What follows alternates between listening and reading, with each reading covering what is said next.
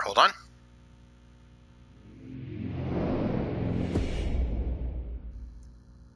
Just 1 second. Okay, there we go.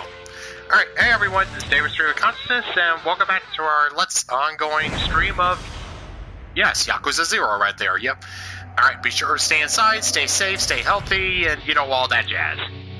Alright, anyways, last time we took care of the Cabaret Club Czar storyline, and now... Alright, yeah, now that we've gotten all of Majima's stuff out of the way, and because I didn't really bother to do anything about the, what was it again, the traveling system thing, you know, whatever. Excuse me.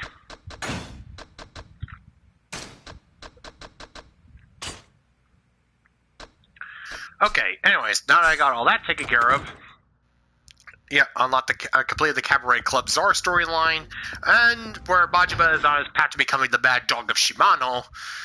Yeah, now it's high time to get back on the main story for quite a while. Although, hold on a second here, let me just double check something here.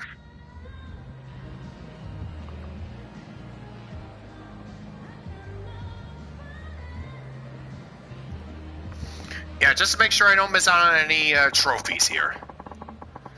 Something happened to Lee. I better hurry. Gotta get to the Odyssey warehouse.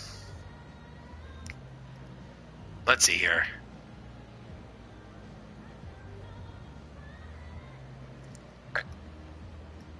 Alright, yeah, just go and light yourself that stick there, Majima. Yep, just get a couple of good puffs there. And suck it on that big old cancer stick. Alright, anyways. Yeah, don't smoke, kids.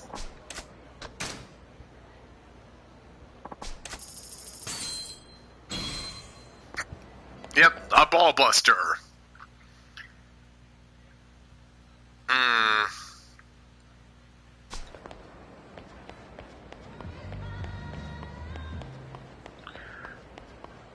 Yeah, I still don't know if I need to do all the dance routines, all the breaker battles with those guys, but don't really care right now. Hold on, better at this. Alright. Time to deal with these assholes.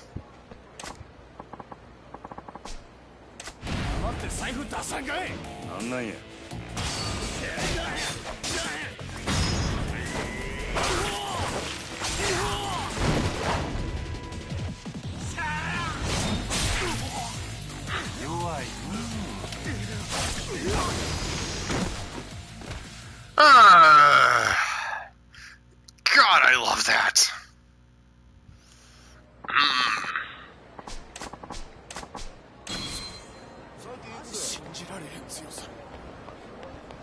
Oh yeah, so there is one little thing I do want to do before we get back on with the main story here. Yeah, I want to go and take another shot at Mr. Shakedown. Alright, let's see here.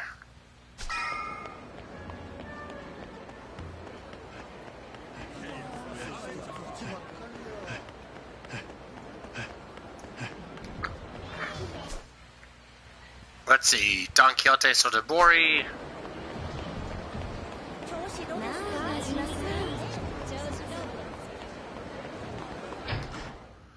Alright, might as well just go and purchase the health stuff here.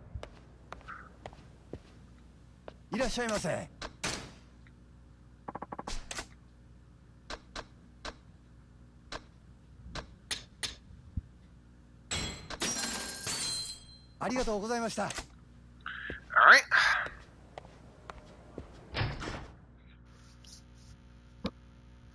Alright, now where is that big galoot?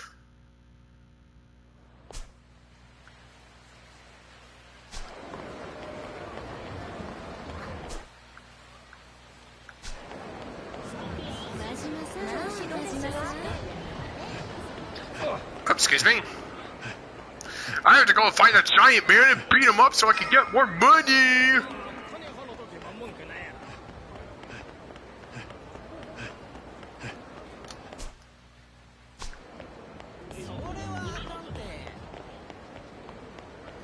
Alright, there he is.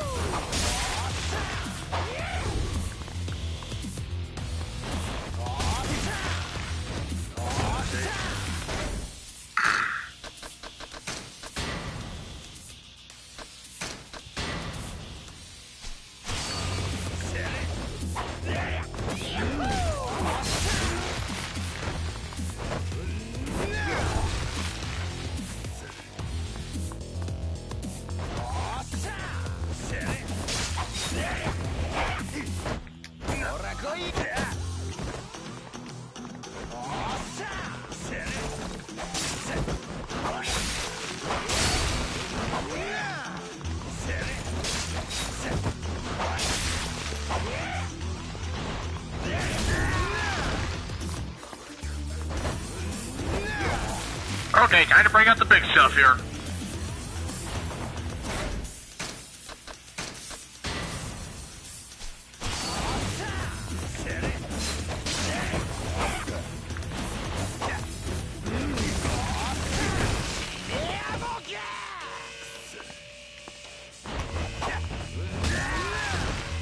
Oh god, why do I keep missing that?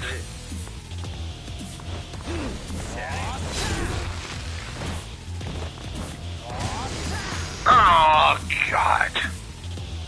Yeah, you know what, forget it. Screw this asshole.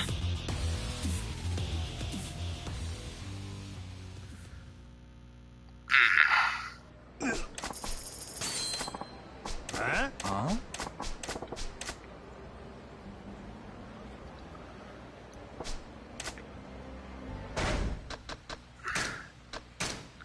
Yeah, no, that was a complete and utter waste of time.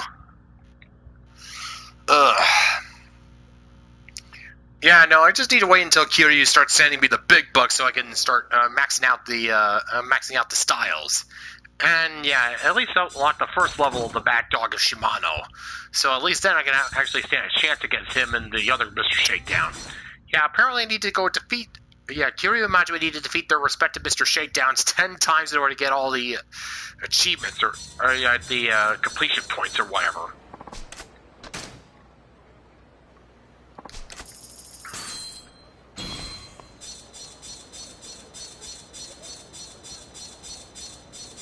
Boy, I need to vent some stress.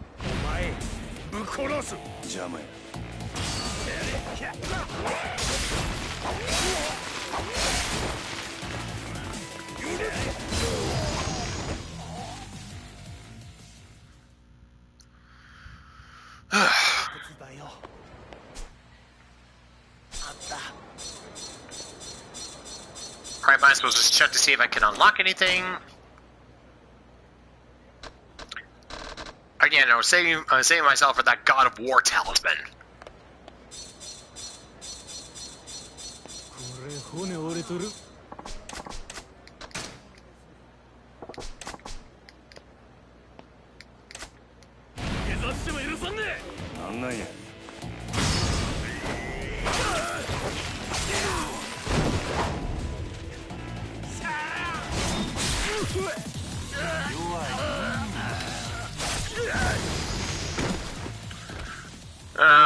That's always good.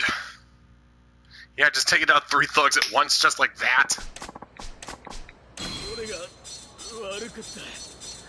Alright, anyways, yeah, definitely gonna need to unleash the beast as soon as we get back to Makoto.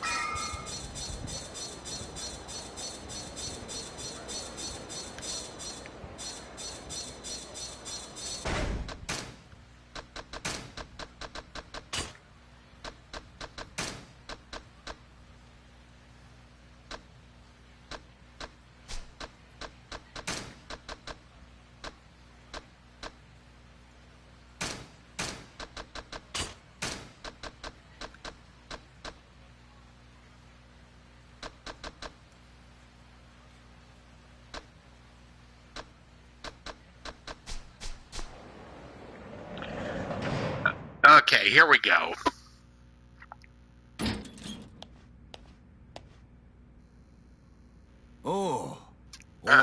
事やったんやな。Barely. ああ。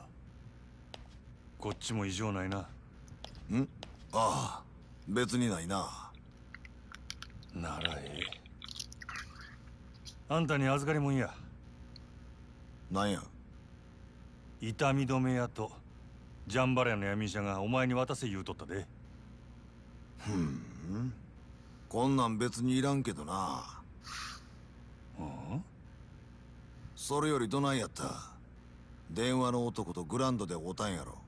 Oh yeah, that guy. 何かあったんですか？電話の男って。まあちょっとな。お前は気にせんでええ。それよりリーさん、なんで私に何も教えてくれないの？なんでとお前急にどないした？全部私が狙われてるせいなんでしょ？だから二人でいろいろ動いてるんでしょ？だったら私にも何か手伝わせて。ただずっとここにこもって守られてるだけなんて私。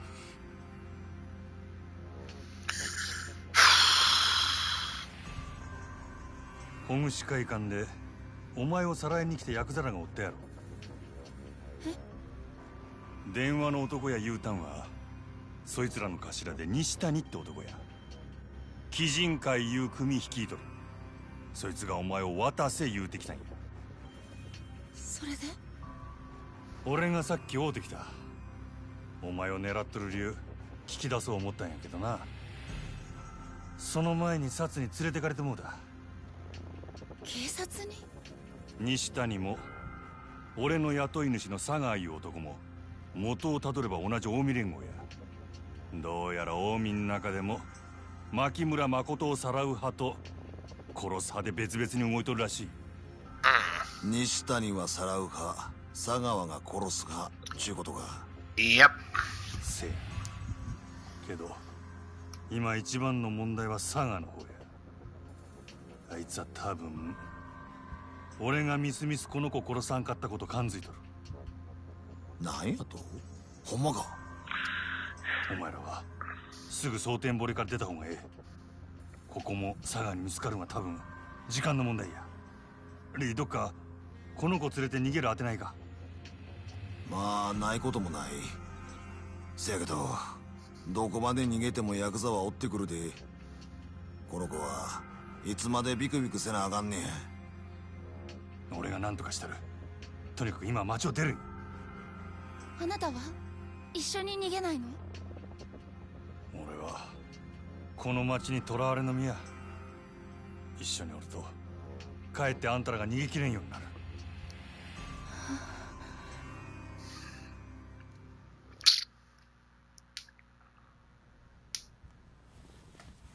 しゃあない。誠、ここ出るで。あんまり時間もないようや。Oh crap. え？他にも誰か？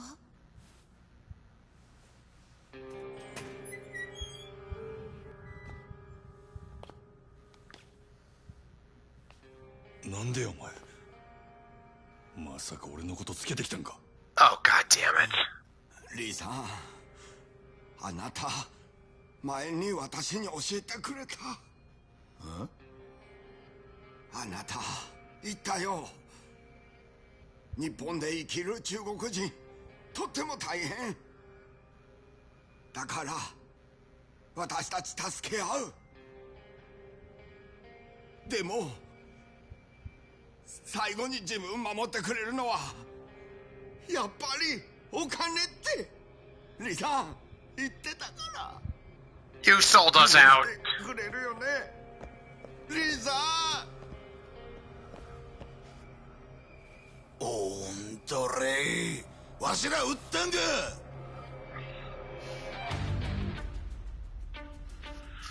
Yeah, Sagawa's watchdogs.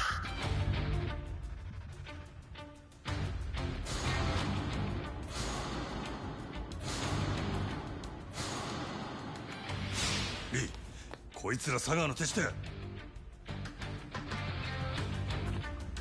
Well, guess who ain't leaving here alive? Well, I didn't mean you. I meant you.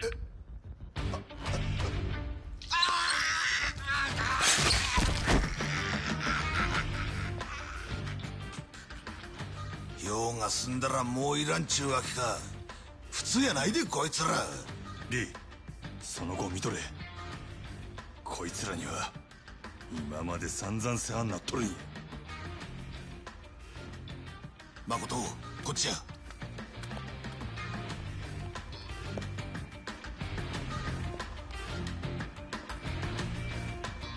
行くでー。 Alright, looks like we're doing this.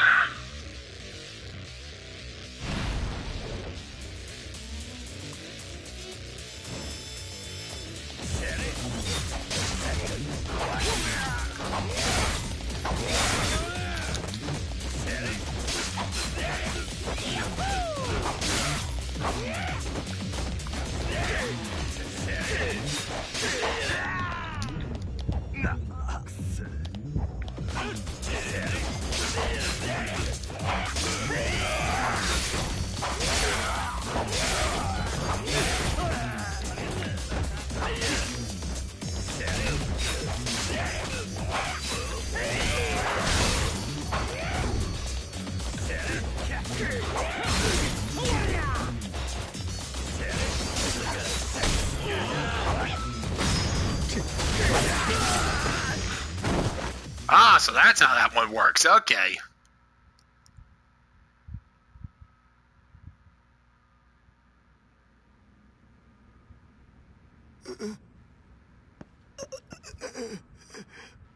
Jugoko 人同士の絆より金か。わしは確かにお前にそう言うたな。Yeah, kind of brought down on yourself there, dude.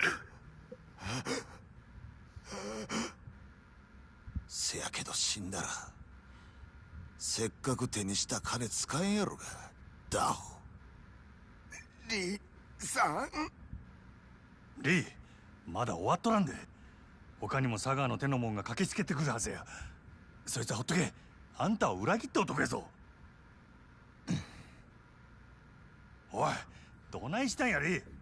このままほっといたらこいつ死んでまう。助ける言うんか。お前誠を連れてはよここを出ろ。わしはこいつをジャンバラ園に連れて行かな。後で合流する。お前は誠と一緒にほぐし会館に行け。ほぐし会館なんでや。誠を連れながら歩いて逃げきれんやろ。車がいる。ほぐし会館の前に店の車止めとるんや。何が起きてるのリーさん。誠、すまんがわしは。リーのおっさんは後で合流する。お前のことは俺が守ったる。急げで。すぐに他の追っ手が集まってくるんや。全部私のせい。ごめんなさい。私のせいでごめんなさい。 Oh god, we don't have time for あ that. らへんがな。お前は何も悪ない。誠を頼むで。分かっとる。行くで。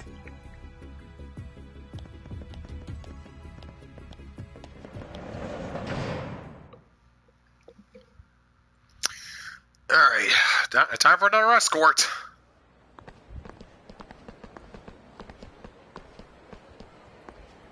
Oh, crap.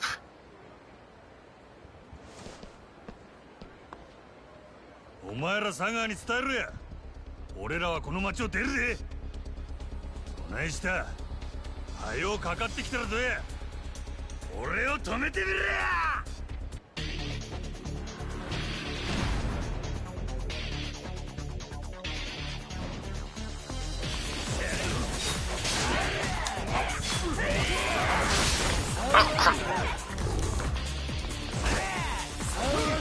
Oh, god damn it, god damn it!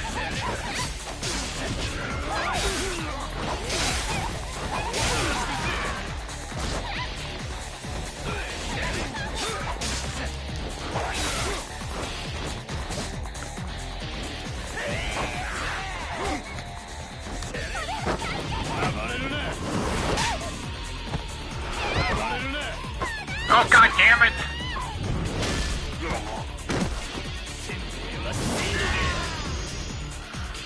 Okay, I need to find a more stable way to get rid of these clowns.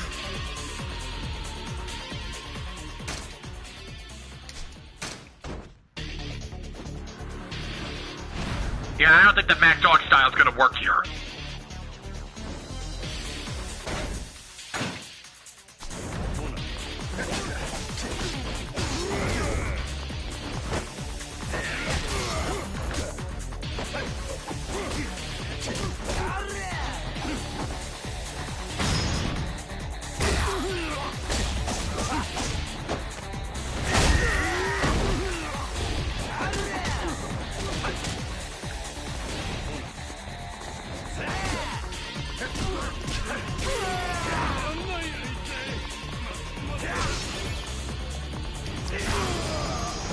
There we go, that'll work.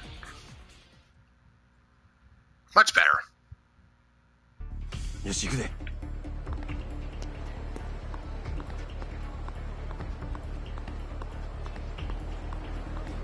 また私の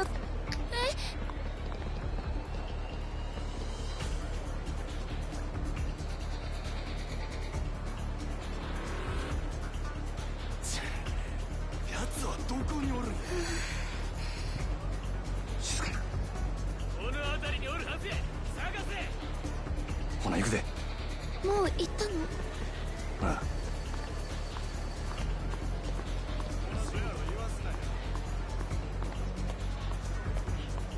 私いつも守られてるだけなんて。あの甘どこ行ったんや。行くで。ついてこいや。はい。こっちやで。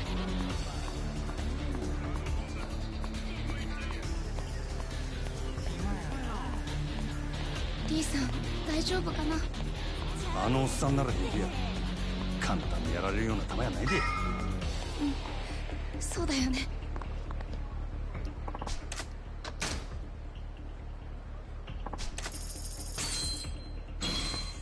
おい、危ないから後ろにおれ。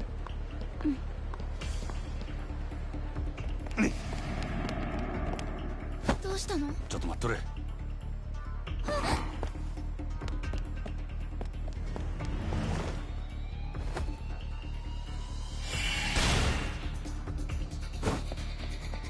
They're gonna need to take this guy out quick. There we go.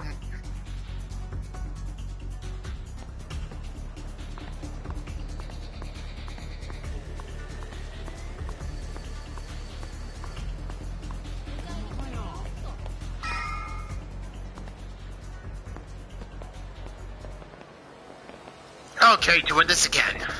Shit, an ambush. Guess that means I gotta take them all out.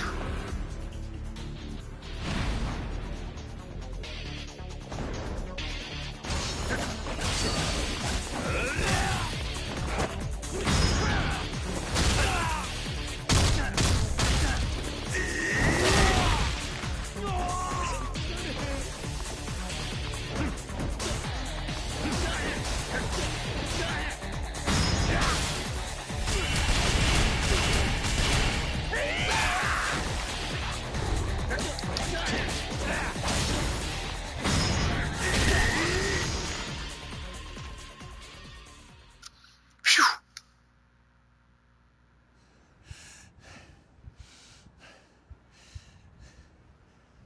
怪我ないか。大丈夫。あなたは？平気や。おい、リーさん。 Ah, Lee, there 見 you ちゃ are. ったか。早かったな。あの闇医者は。大丈夫や、仲間が見とる。それより車や、まだ追っ手が来るかもしれんねやろ。ああ。車はあれや。ちょ待っとれ。こっちや。Wait, hold on. Don't. Oh, Yeah, no, I saw that one coming a mile away. Yeah, no, he's... Yeah, no, he's dead.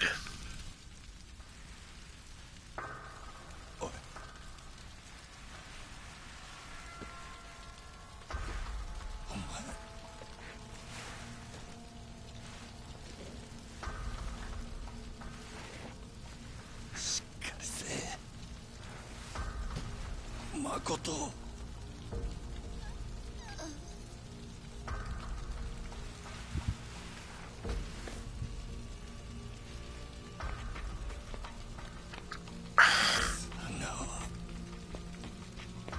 お前さ、ひどいよ。Oh, go fuck yourself. なんで俺に嘘ついちゃうの？悲しいじゃん。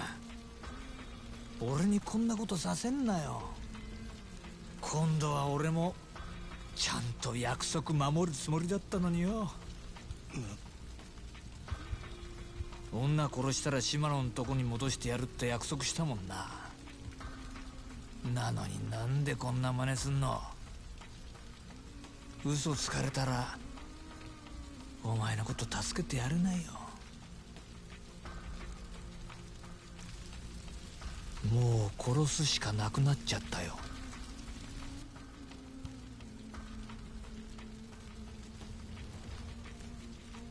でもいいよな。二人一緒に殺してあげるから。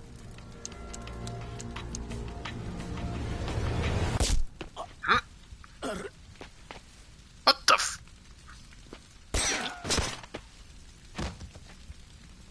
Who the f... Who the...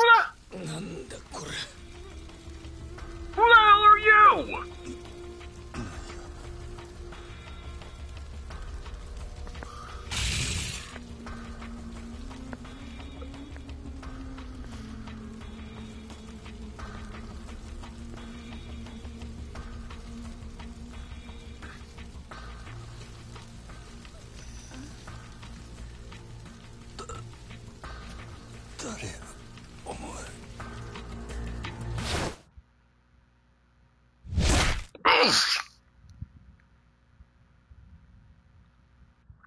When it all goes wrong. Yep, Chapter 8, Tug of War. That's a worth 300 billion yen house in a wealthy neighborhood. Oof.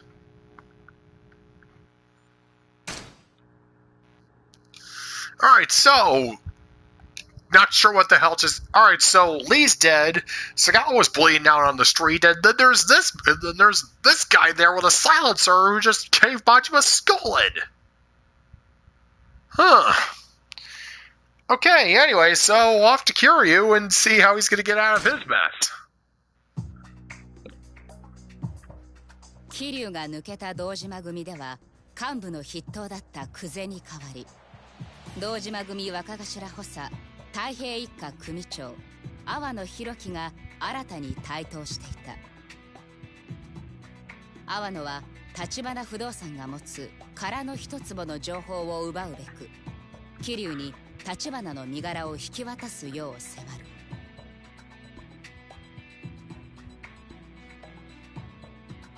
堅くなに要求を飲まない桐生に対し阿野は堂島組を挙げて包囲網を狭めていった。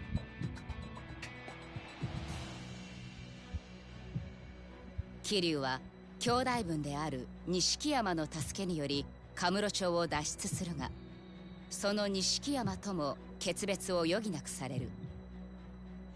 東上界最強と言われる堂島組との対立が深まる中、それでもカムロ町へと戻っていく桐生。そこには桐生の首を狙う強大な力とわずかな仲間とが待っているはずだった。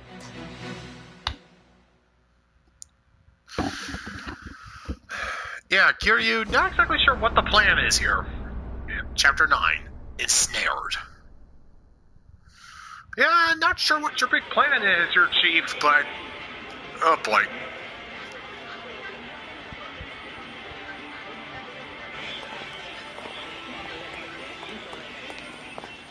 Oi. いたぞ俺。桐生じゃねえよ。この野郎、紛らわしいなりしてんじゃねえ。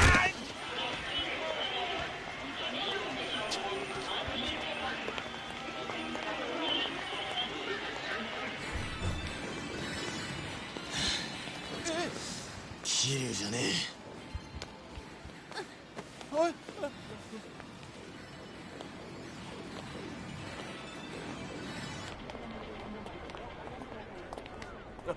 こいつ見たらすぐに知らせろ。いいな。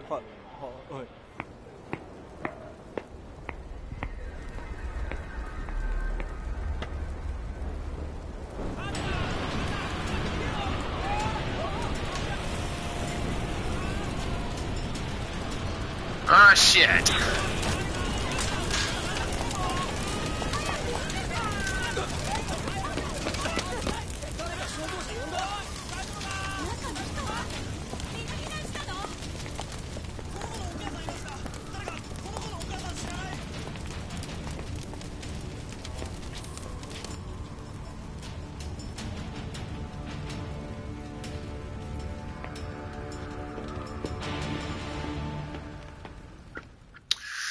Yeah, no, these guys are completely out of control.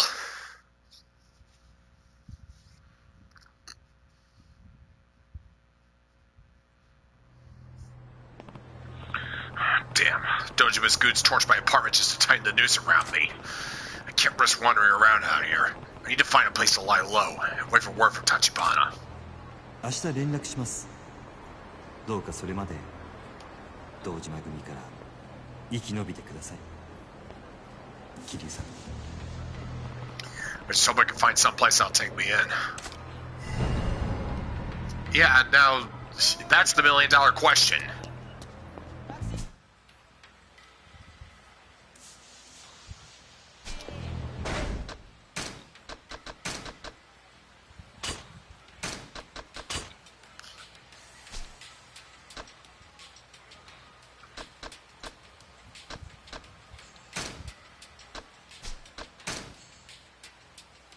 Yeah, I guess I can't go and collect all my cash.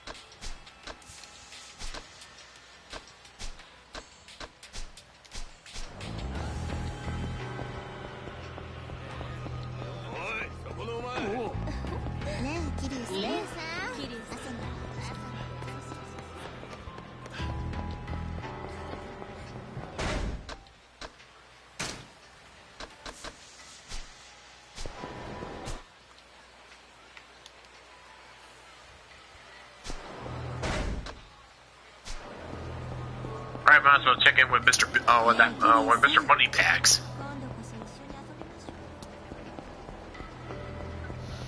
Alright, also just gotta think.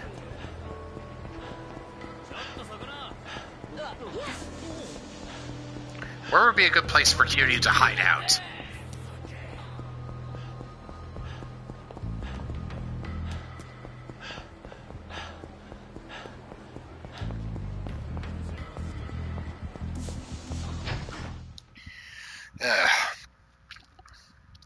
Maybe not the real estate. If they torch Kiryu's apartment, then that might be the next place they look. Yakuza.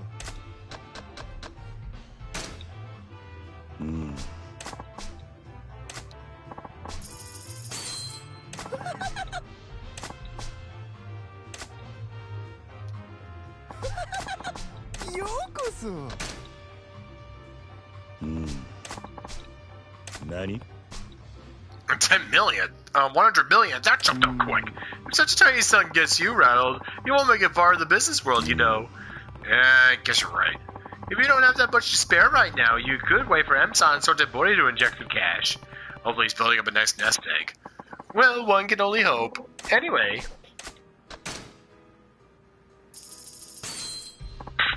Yeah, that's peanuts.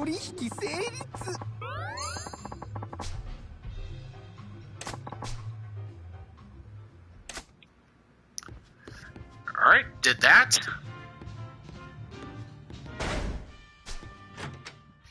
Alright, now on to thinking.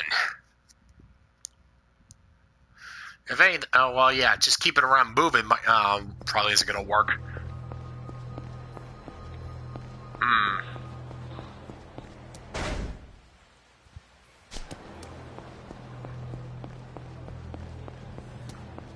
Well, I guess best to just go exploring the whole.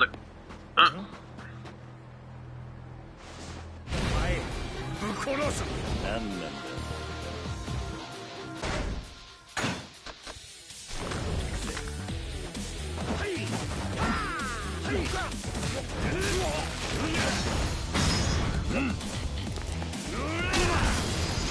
no! Still, what's a dude carrying a?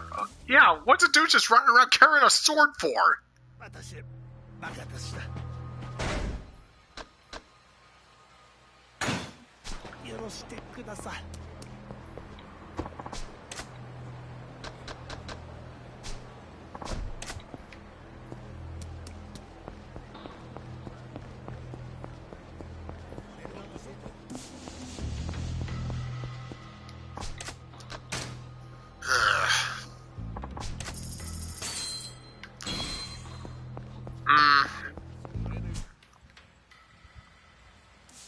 Serena? No. If I know Iwano, he's probably turned that place upside down too. But then again, it might be the only chance.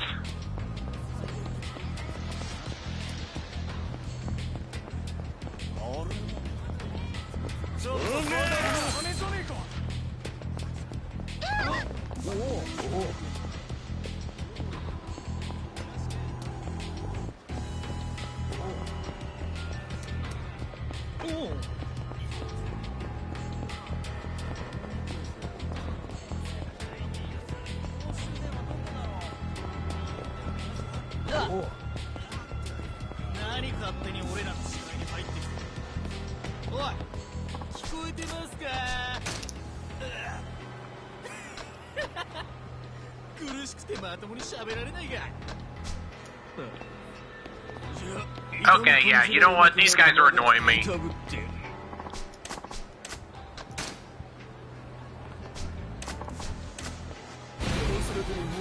Oh!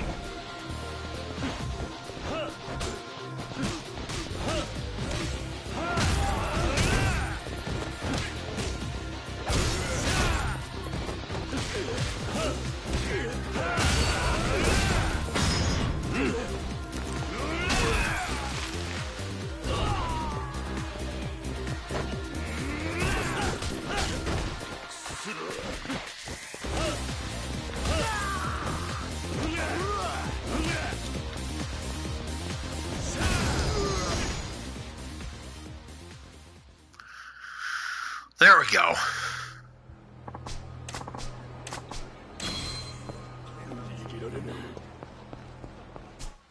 Yeah, Dojima family goons that didn't even know it was him. Yeah, just the perfect kind of thugs. Loud, angry, and stupid. Oh.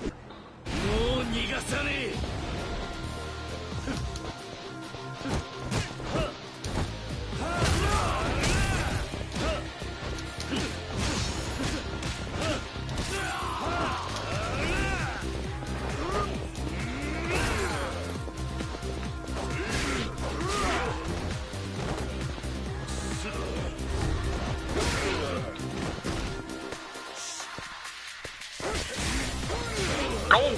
Stop it, stop it, stop it! Stop stunning me, you assholes!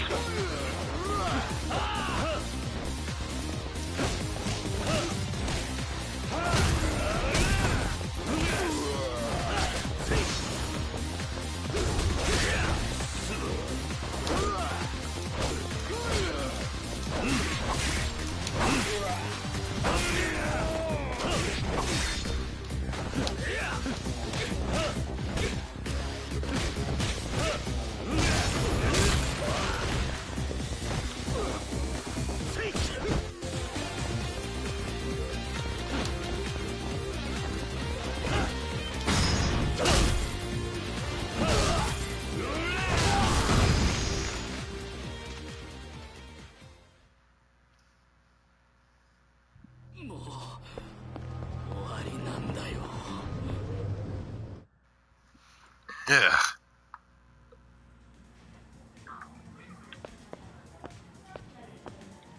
いらっしゃいませ。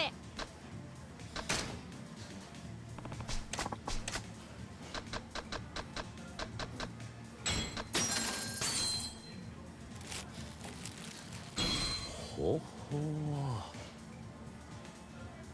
ありがとうございました。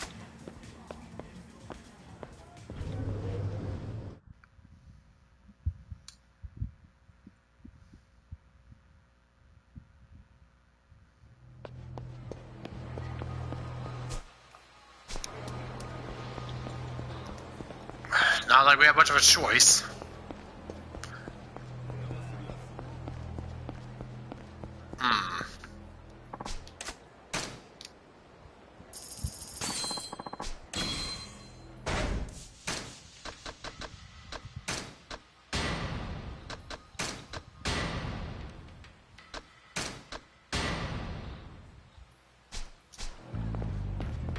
Not much, but every little bit counts, I suppose.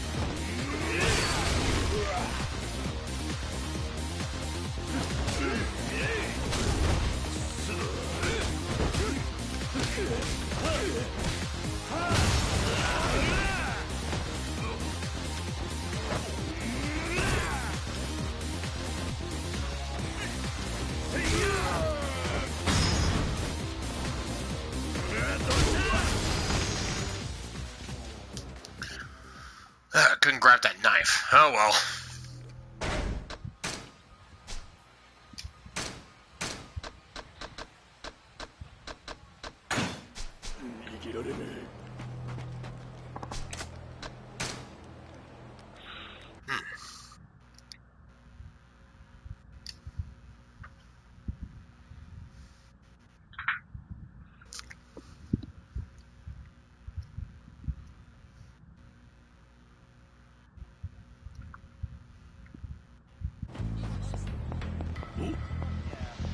Oh no!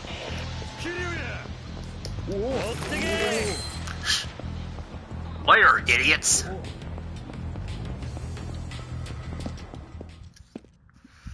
Alright, hey guys, I kinda got into a little bit of trouble here. You mind helping me out? Helping a brother out?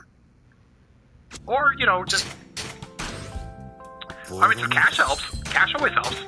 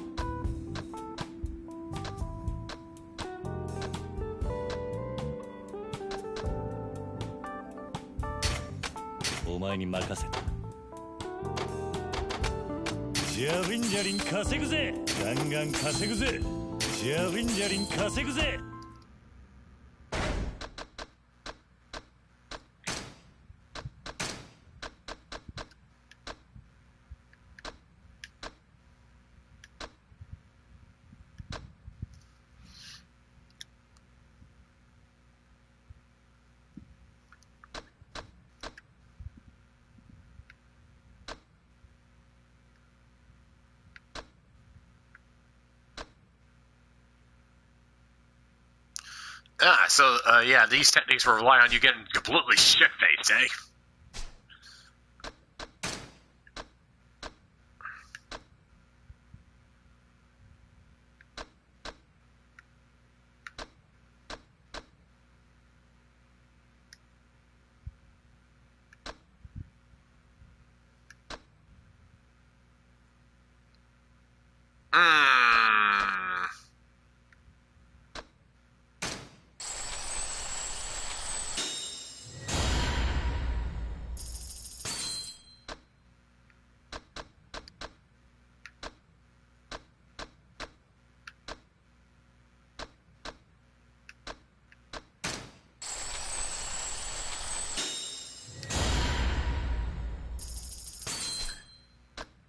And yeah, well then again, at this rate, with all this cash I'm coming in, yeah, I only just need to do this whole thing like a couple more times.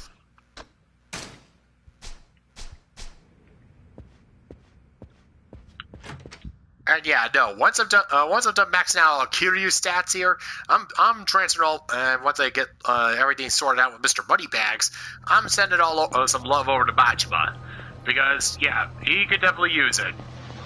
As much as Kiryu, I don't know.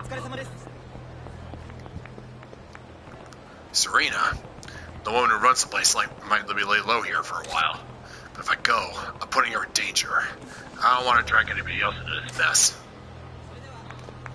Alright, well then, what do you suggest? Yeah, it's not exactly like you're swimming an alternative here, Chief.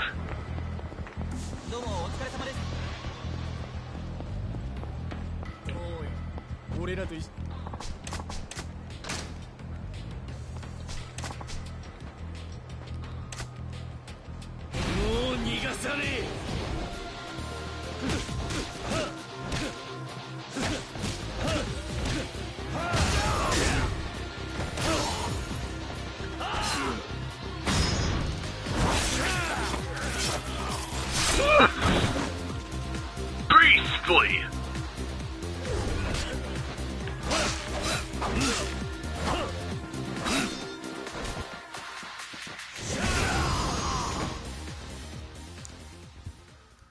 Oof.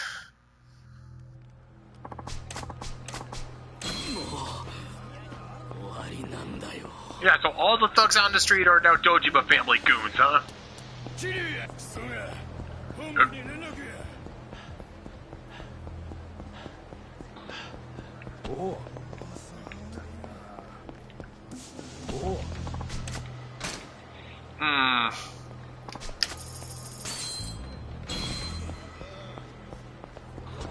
Let me think. Thinking.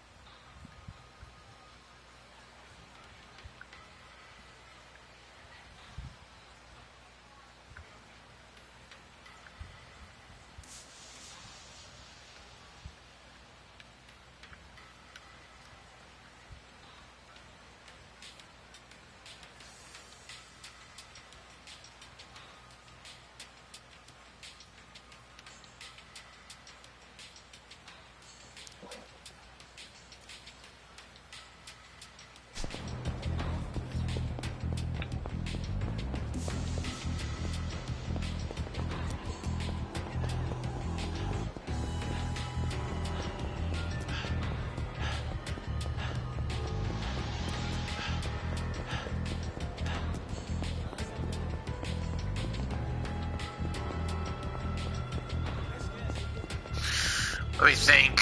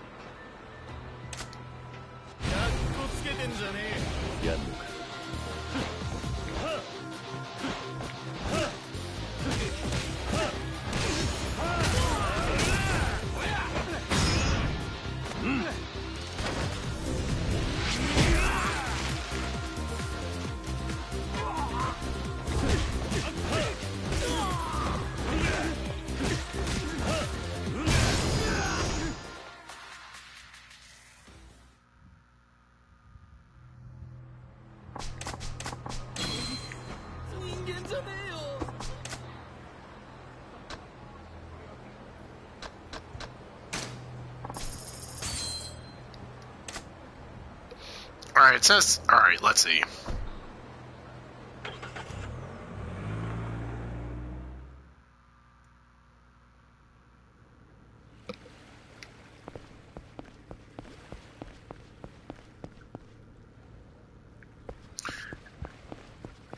Well, Kiryu, you could always just swim back.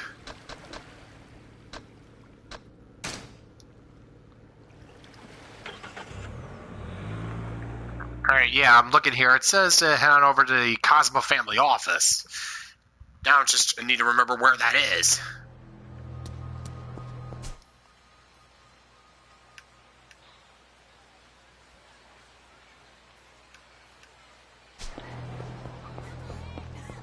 Looks like I'm just gonna have to go and explore the old-fashioned way.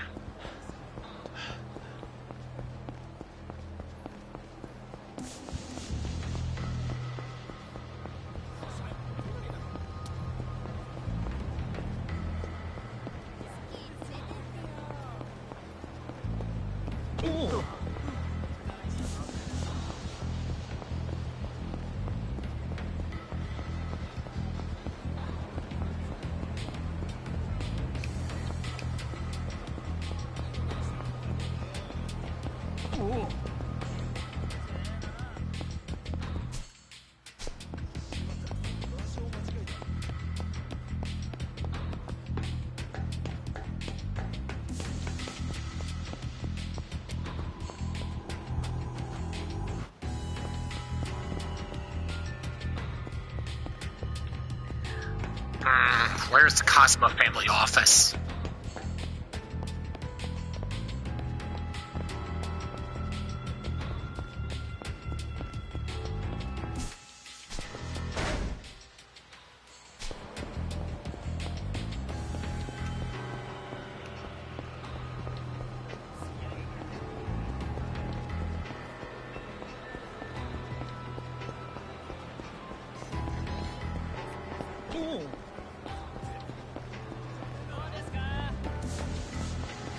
Oh!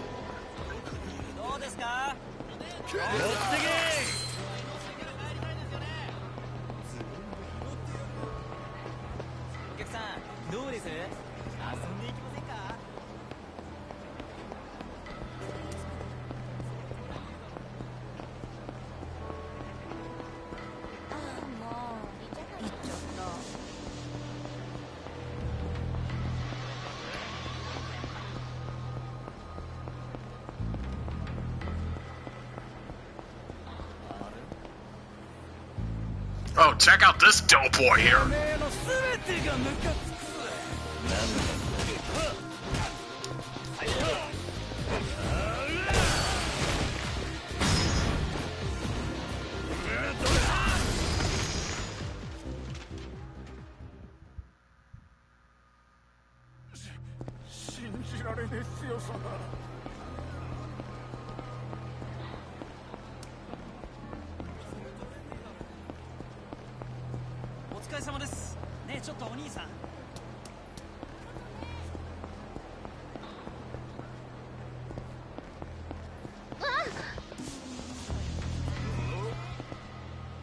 Kiryuだ。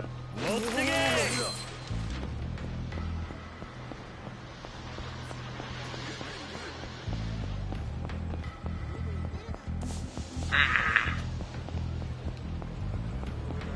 Can't remember.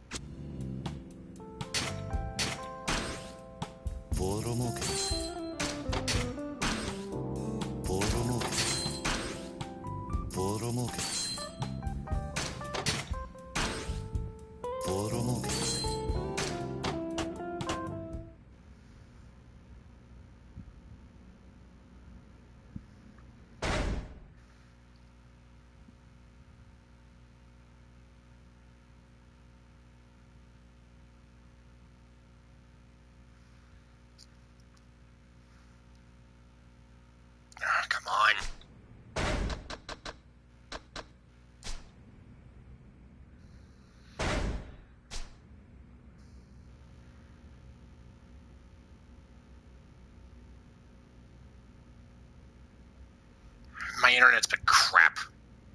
Or at least my connection.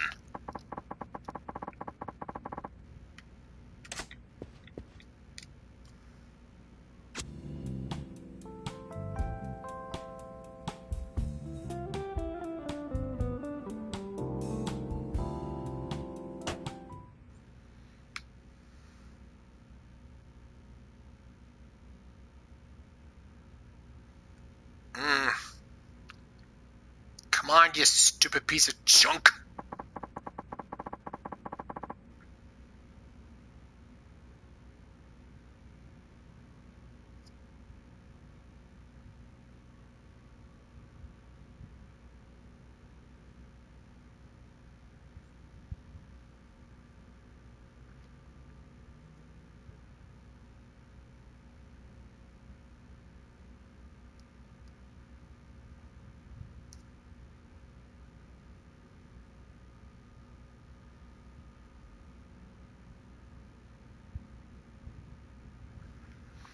Not now. Anything but now.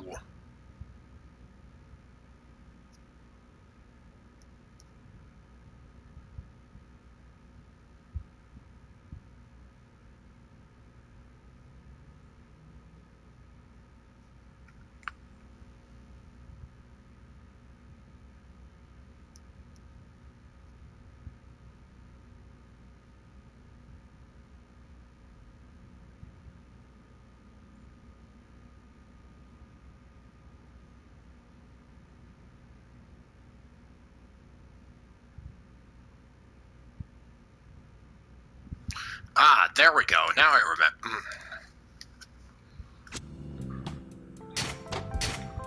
Yeah, sorry about that, folks. Just, again, when you don't visit a location often enough, you know, it kind of tends to block out. お前に任せた。ガンガン稼ぐぜ。ジャリンジャリンか。ガンガン稼ぐぜ。ジャリンジャリン稼ぐぜ。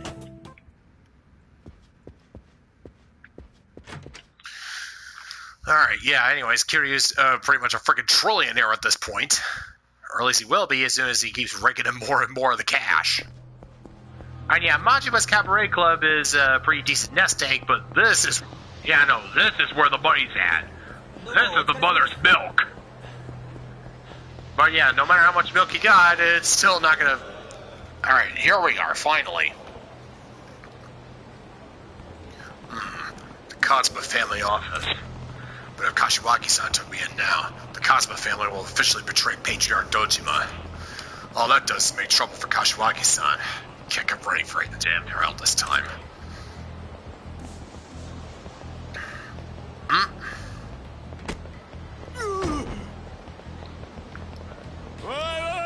Damn! Damn, you've been hitting the sauce! やめましょうよ課長 Oh crap. てめえほらなんとか言えよなめてんのか悪かった大丈夫か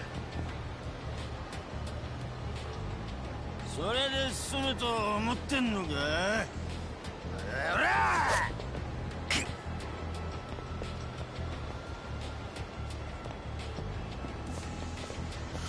Just deal with that sauced out asshole later.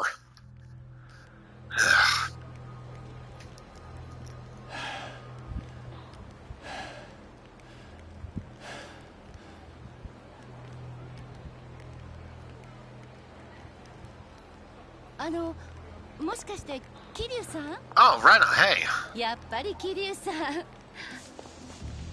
レーナちょっとどうしたの？血が出てる。怪我してるの？大丈夫？ああ大した怪我じゃね何があったの？えいいんだ何でもない It was just a worthless drunk. あんたも俺と一緒にいるとまずいことになる分かってる堂島組に追われてるのねああだったらうちの店に来て行くとこないんでしょ Yeah, but that would be send him down on your head. 俺のことはほっといてくれそん気にしないで。ほっとけない。錦山君の兄弟分を見捨てるなんて。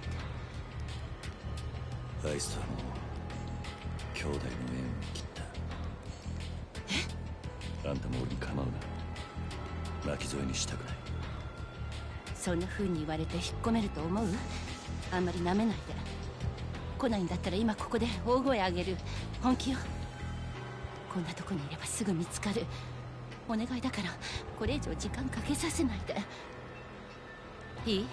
私は先に行って店を閉めるから、桐生さんは少ししたら後から来て、目立たないように裏口から入るといいわ。ああ。それじゃ後で必ずよ。レーナ、すまない。謝るのはそれで最後にしてね。No, from what I can tell, you're probably gonna have to get used to hearing that from him a lot. Go to Serena.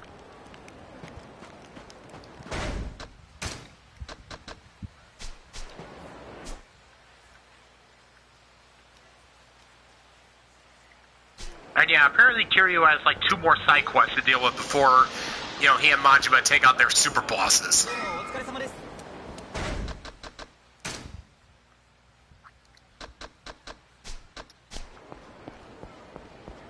Then again, maybe having that security probably would have helped me.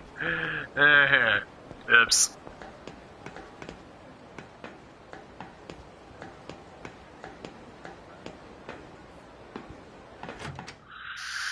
Alright, anyways. Now to figure out how to deal with this mess. Yeah, Dojima's goons are swarming all over the city like a plague. And, yeah, no, they're out for blood. ちゃんと来てくれたのね、桐生さん。あまり長いはしない。立花って男から連絡が来るまでだ。それまでの間、頼む。もちろん。座って。とにかく頭の傷手当てしなきゃ。Just give him a thread, a needle, or maybe some staples. He'll be fine. Or at the very least, just a band-aid. レーナ、今、錦がどうしてるか。Why should that matter to you? Did you cut ties with them? 風間組の事務所に詰めているみたい。さっきも出入りしているの見かけた。なんだかすごく怖い顔してたけど。そうか。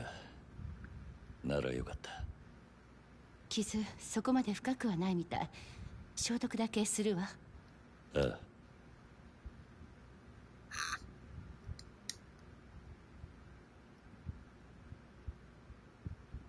さっき桐生さん、錦山君と兄弟の縁を切ったって言ってたよね。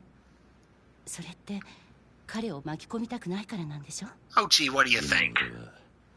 堂島組全員に追われてる。あいつはもう俺と関わらない方がいい。そんなことだと思った。結局あなたたちってお互いを自分の身以上に思ってる。錦山君はうちに来るとき、いつもあなたのことを楽しそうに話してた。私にはそんな仲間がいないからすごく羨ましい。何にしても俺はこれ以上あいつの荷物になりたくね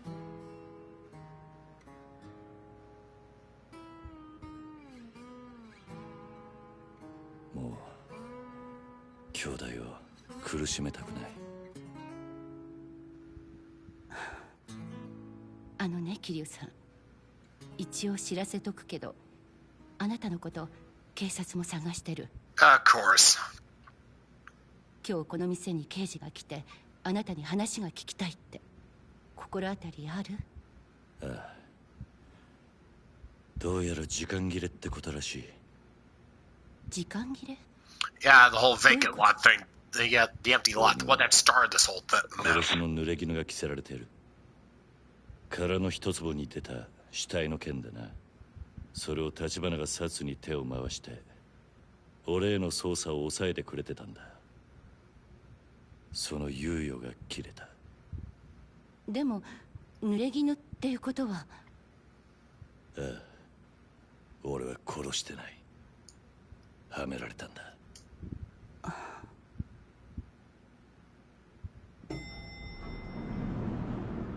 Ah, crap. 誰か来る。今の時間もうエレベーターは動かないはずなのに、僕の部屋に隠れて。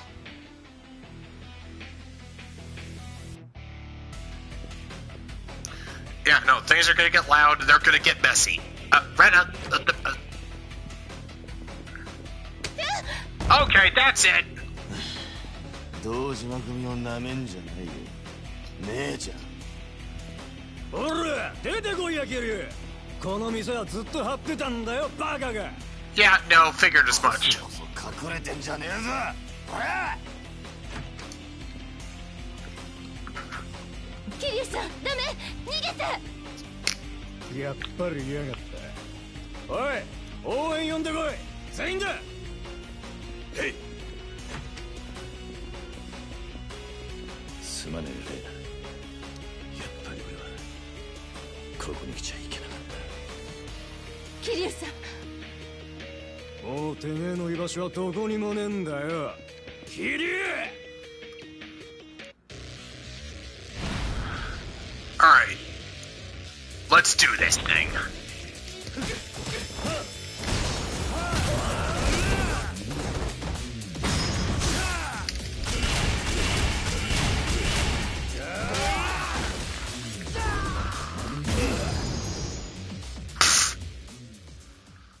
Yeah, your Dojima goon's pathetic. Yeah, Kiryu, I honestly don't see what the big fuss is about.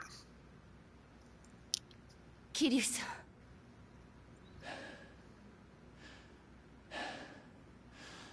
店やらしてすまなかった、レイナ。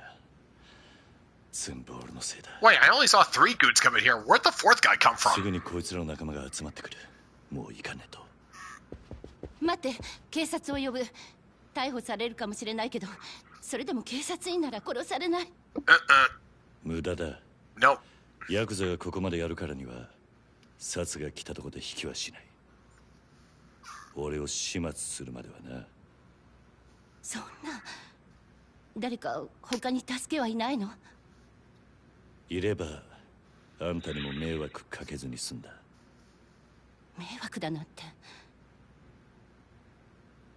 じゃあ迷惑ついでに一つ頼まれてくれるか？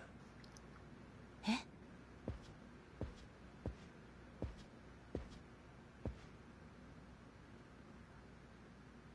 こいつを錦に渡してほしい。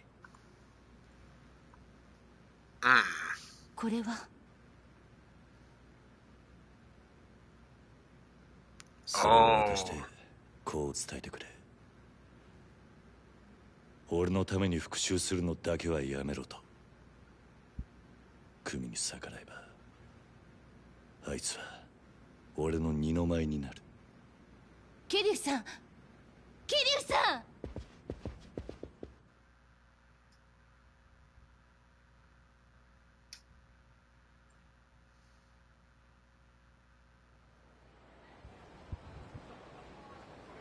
Yep, more of them. もう逃げらんねえぞ、桐生。 Who said anything about running? だがこんだけ道連れがいりゃ寂しい思いしないです。バカだ。まだまだ駆けつけてくる。どうあがいて地獄見んのはてめえだけだ。ほらぶっ殺せ。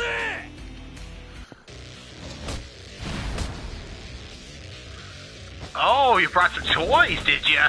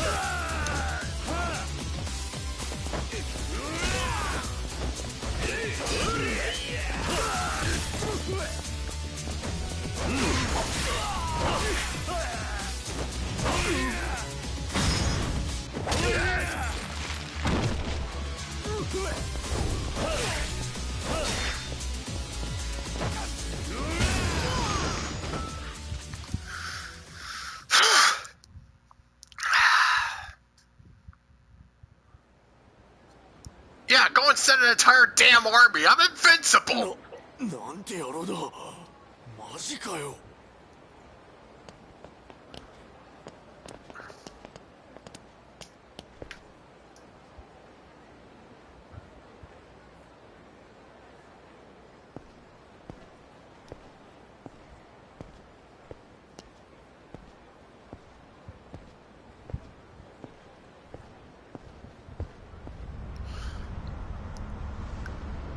Oh goody, more pinatas.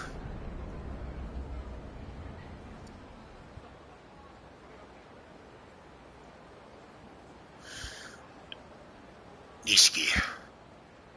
兄弟。頑固なやつだな、おめえ。いつかこうなることは分かってたはずだろ。Oh look, it's Mo, Larry, and Curly. 脅しじゃ済まなくなっちまった。あばな。立花の居所は後でじっくりお前の体に効く。そいつを相手どこで死んでもらうことに変わりはねえやな。兄弟、手柄はてめえにくれてやる。だがこいつは俺がやるぜ。Oh, we're doing this again. How many times do you have to learn this lesson, old man? おめえが変わった立花はどうしてんだろうな。ここんとこばったり姿消しちまったら連中おめえを見捨てたってわけだ。風間の頭もおめえを見殺しにするぐらい報われねえな。今時の仁義ってやつはよ。立花は必ず殻の一粒を手に入れる。そうなりゃあんたらもまずいことになる。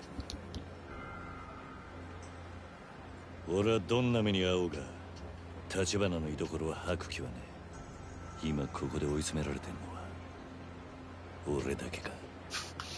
知った風な口聞くんじゃねえぞ、若造。 Oh, only hurt. 任せとけ、兄弟。俺がすぐに黙らしてやる。たっぷり楽しましてもらうぜ。キャリア How many times do I have to teach you this lesson, old man? There we go. That I did it right this time.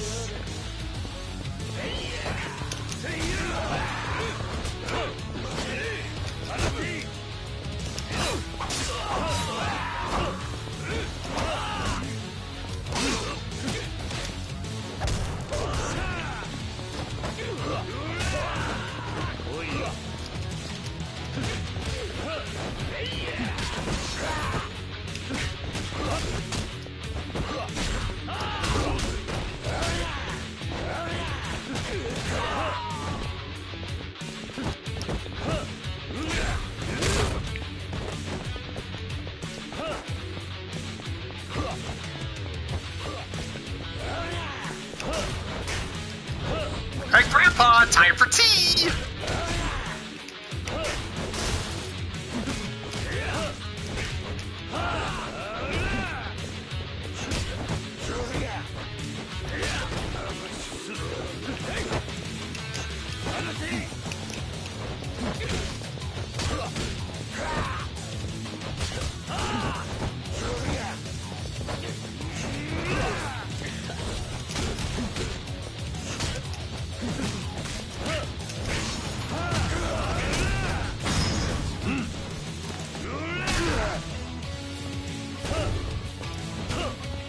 What was it you said before?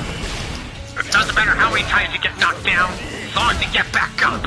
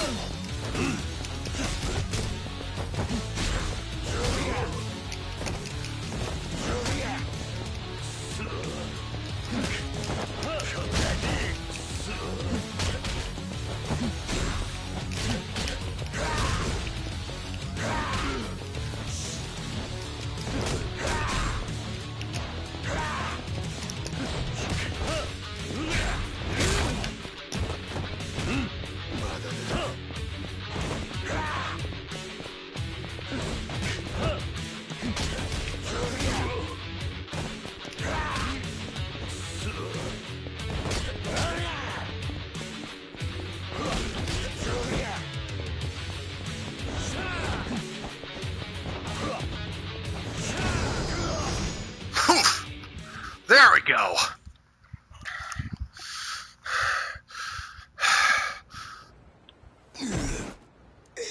So what's that? 3 for 3 now?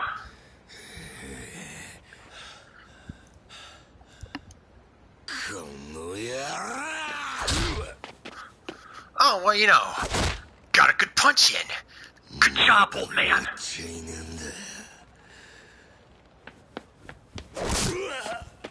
Oh.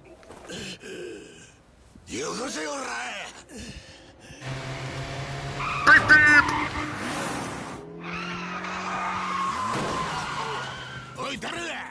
The fuck? Kuze, you might wanna... Oh, you are... Oh, yeah, no, he is dead. What the f... Kiryu-san, 乗って。Tachibana? Tachibana. 早く。 Okay,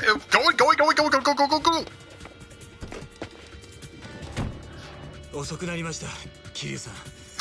あいにく車の運転は得意じゃないんです。Oh, no. しっかり捕まっててください。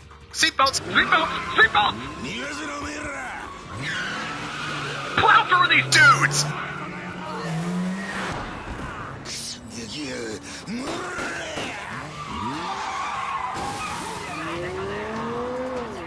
Alright, punch it, Chewie.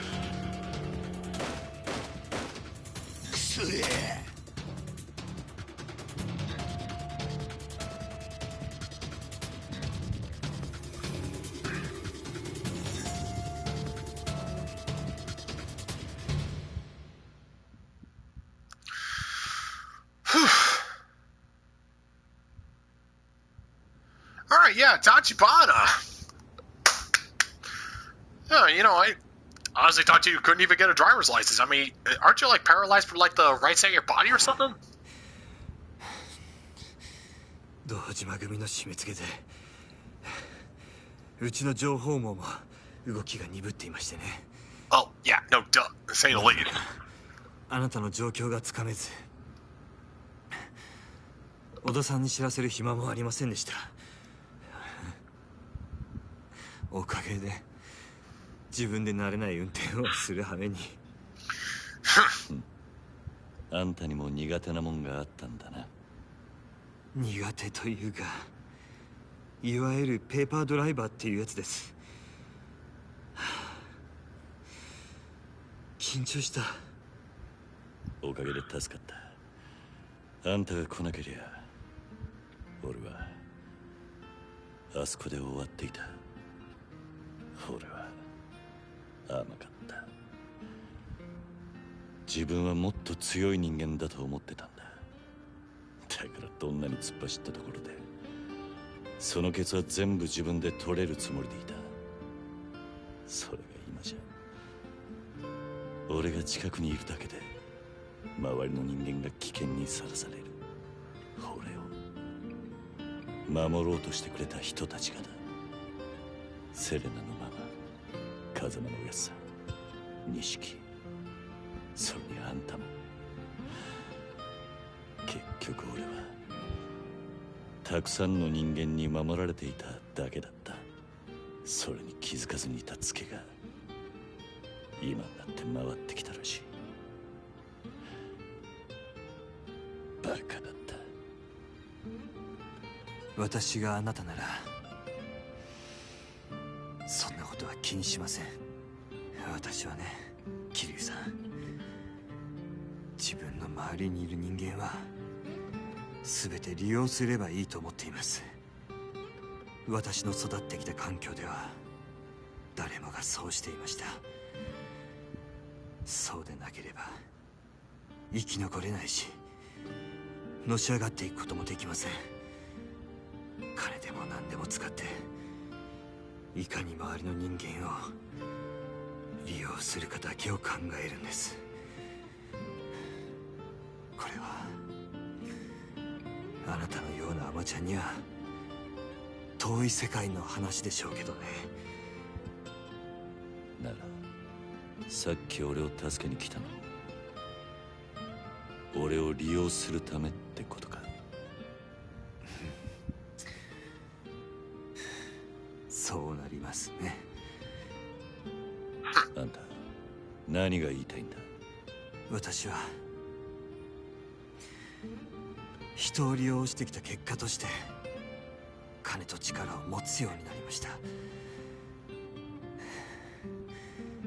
どうも私にはその方面の才能があったようです。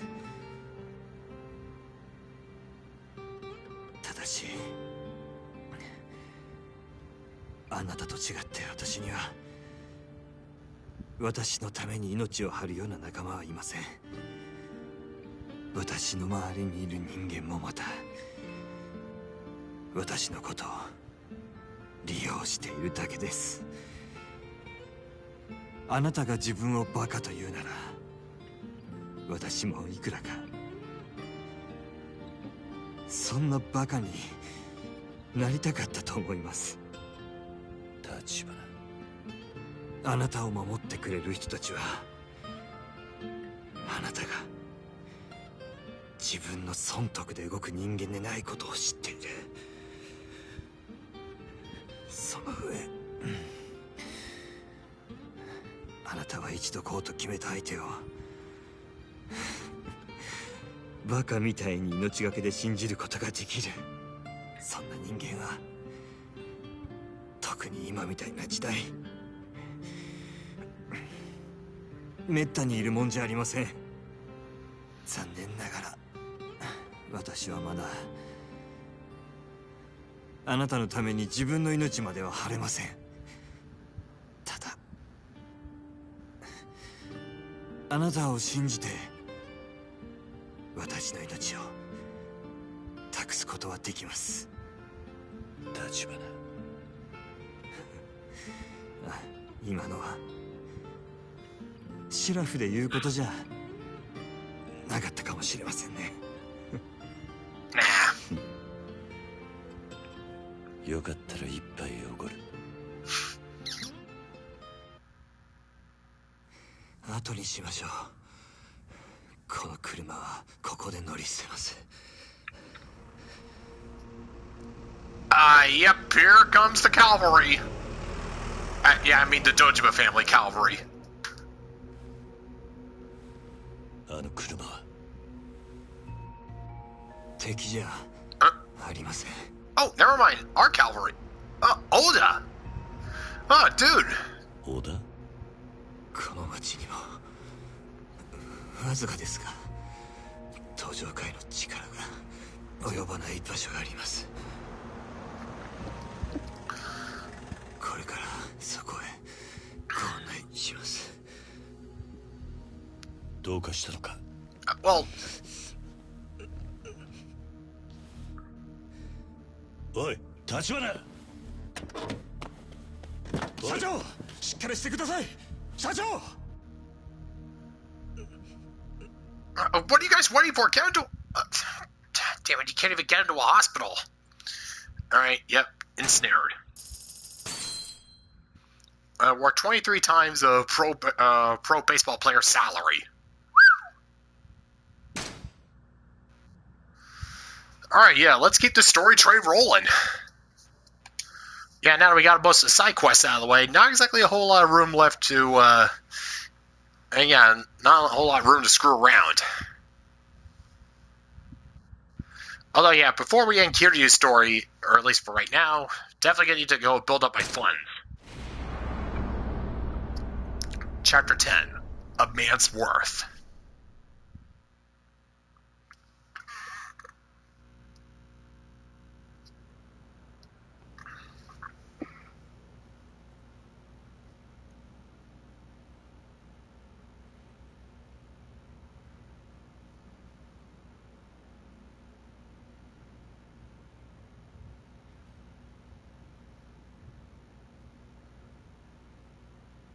Daijoubu 大丈夫なのか、立花は。とりあえずはね、ここだけの話。社長はずいぶん前から腎臓をやられてんだ。このことは立花不動産でも俺しか知らない。Could he get a transplant? 昔社長が腕をなくした時、輸血するまでにだいぶ手間取ってな。それで腎臓がうまいこと動かなくなった。社長の腕を落としたのはその頃敵対してた中国人マフィアどもでね。もちろん落とし前は俺がつけといた。仇の話には聞こえねえな。昔のことだ。俺らはその頃まだ不動産屋でもないゴロつきでさ。でもそれ以来社長は一日おきに人工透析を受けなきゃなんなくなった。こいつをやらねえと社長は死んじまうんだ。立花はそんな体で登場界を敵に回してきたのか。It's got stones, I'll give him that. 体がこんなんじゃなけりゃ全部一人でこなしちまう。腎臓のことがなきゃ多分立花不動産って組織も俺やあんたさえ必要なかったろうな。それでこれからどうする？全部社長が目覚ましてからのことだ。安心しな。ここはカムロ町の中で唯一登場界の目が届かない場所でね。アジア界って呼ばれている。聞いたことないか？アジア界？この界隈に住んでんのはアジア系の外国人だ。堂島組から身を隠すにはうってつけの場所だよ。あんたらはそんなとこにも顔が利くのか？俺も社長も日本人じゃないからな。え？俺たちはもともと在日中国マフィアだ。Oh. だからここも闇医者だよ。Oh, that explains that. まっとうな病院にはかからねえからな。出身はマフィアか。初めて聞くな。So the plot thickens. 別に隠してたわけじゃない。ただ今まで立花不動産が登場界に尻尾つかませなかったのもこのアジア街って聖域があったからだ。この辺りの店はマフィアたちにみかじめを収めてでさ、外国人同士つつましくやっている。そうやってる分には登場界もアジア街を黙認するとさ。じゃあここに俺らが出入りしていると知ればアジア街は登場界の怒りを買うってことか。まず間違いなくな。けどうちはここの顔役にリスク以上の金を払ってる。誰だ？さっき言った顔役の使いだ。陳先生在叫你，要你把那日本人也带去。G だおら。何か問題か？あんたの扱いについて顔役と話をつけなきゃならない。ただあまり歓迎ムードじゃねえようだ。このビルの近くに中華の店がある。あんたにも一緒に来てもらうぞ。行こう。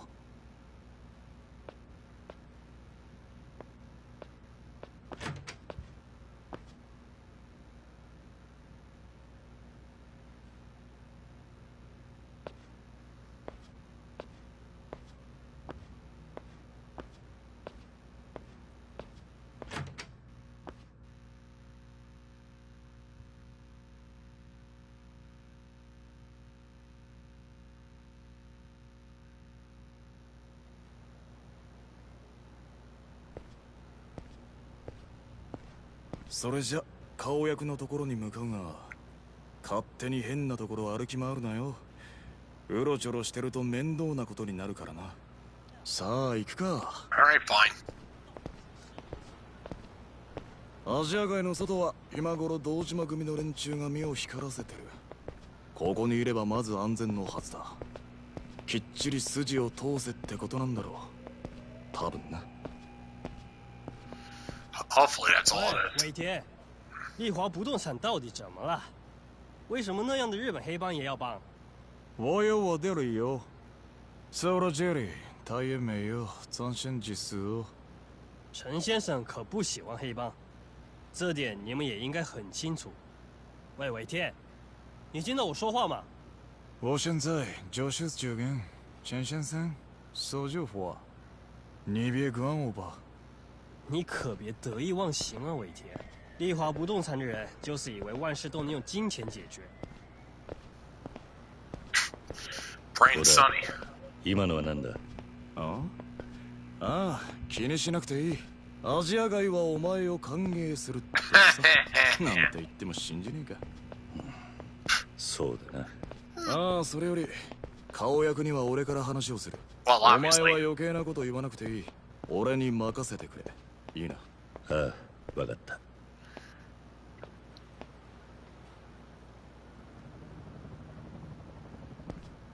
ここだ。お前も入ってくれ。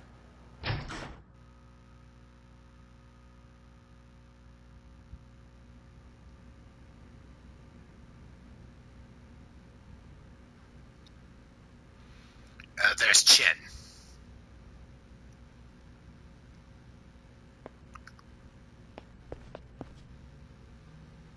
陈先生，这我客人是日本人。你不在意，用日本语吧。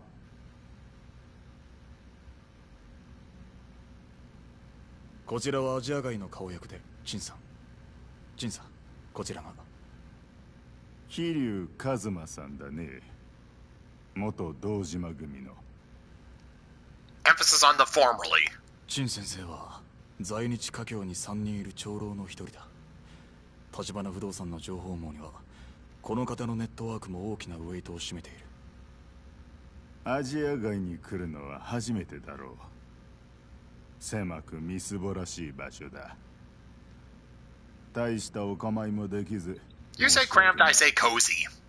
とはいえ、これでも我々は以前このカムロ町でヤクザとも肩を並べていたんだよ。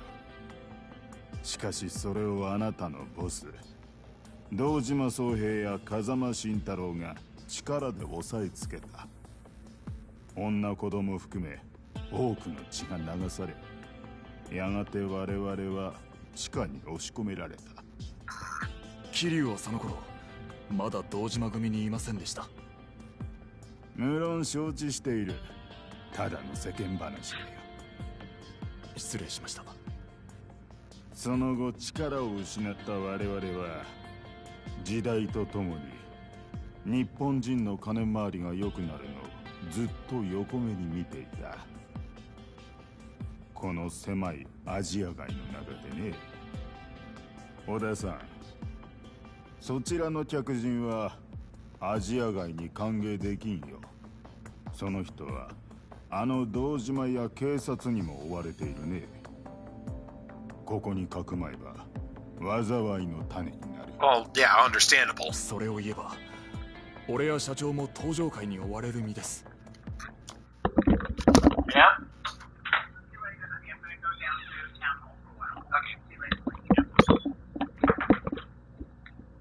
アジア街は同胞を見捨てることはしない。だが桐生さんは日本人のヤクザだ。Yeah, yeah. それなのに橘不動産はこの件我々に対して事前に話を通してもいない。突発的なことでやむを得ませんでした。ですがここを追い出されれば桐生は堂島組に殺されます。それでも我々は別に困らんね。待ってください。橘不動産からの上がりはアジア街にとってもでかいはずです。今までうちとアジア街はいい取引をしてきました。その上でのたってのお願いです。取引は対等なものだった。こちらも金に見合うだけの情報は提供してきたはずだよ。あんた方に借りはない。承知しています。ならこの件については別に金を用意します。私の顔に金をくれとでも書いてあるか。じゃあ他に何が必要です。言ってください。やめなさい。礼儀を忘れて交渉はできませんよ、小田さん。社長。橘。Jesus, you're up. もういいのか。陳さん、お騒がせしています。小田さん、陳さんは一度下した決断を変える方じゃありません。私たちもアジア街にいる以上、そのことをわきまえておくべきです。ここに桐生さんをかくまうことはできません。でも社長。Look, it's alright. もういい。事情はよくわかった。俺はよそに行く。帰る前にお茶を一杯どうだね。そのくらいはここにいても構わんよ。いえ、お気遣いなく。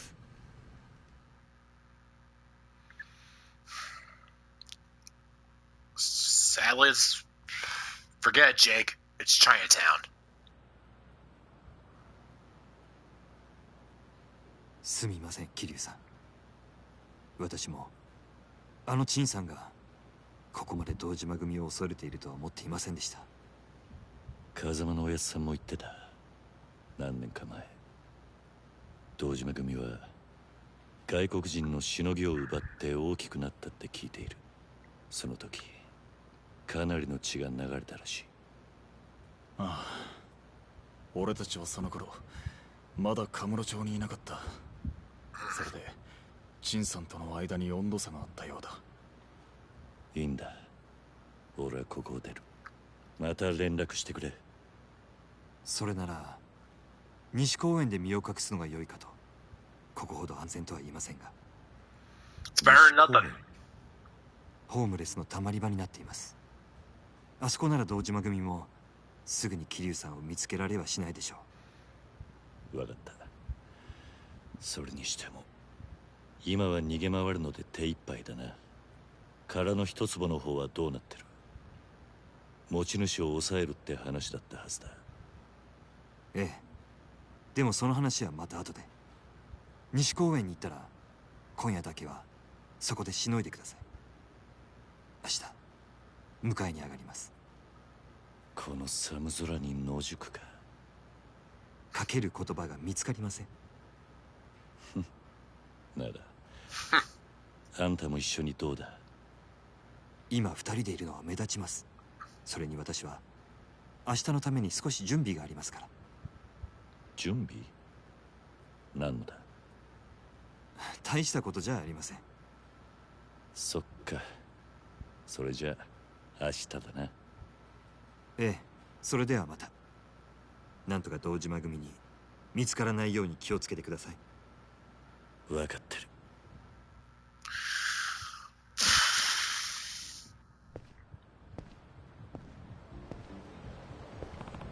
Dutch bonds that should head for West Park. I don't have any place else. Now I've been kicked out of Little Asia. Might as well take his advice.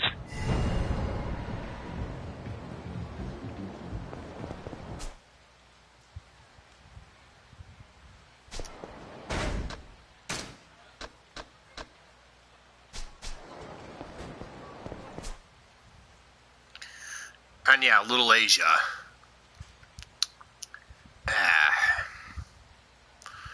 Well, I guess it might be safe to go and venture back to the real estate firm and get myself some cash.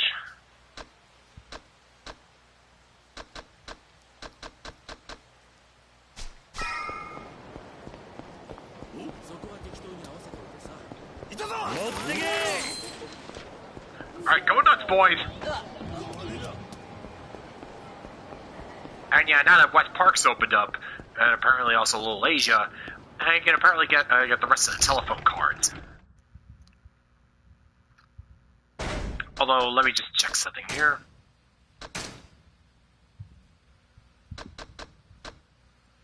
Alright, here we are. Elder Chin, the kingpin of Little Asia, and one of the three revered elders of the Chinese community in Japan. In times past, he stood as an equal to the Tojo clan and other Japanese Yakuza, fighting with them over control of Kamurocho. Yet when that balance tipped and the Dojima family won the turf war, Chen and his people were forced into a tiny sliver of Kamurocho. Trapped there, they eke out a living in the shadows. Not one to be kept down, he quietly expanded an information network formed for the Asian immigrants in Kamurocho, and he now uses to arm Tachibana real estate. Oh yeah, this guy. The man in the white suit. A man who appeared on the scene to shoot Sagawa in the back just as he had Majima cornered. He then took Makoto and disappeared once more. His affiliation and identity are unknown.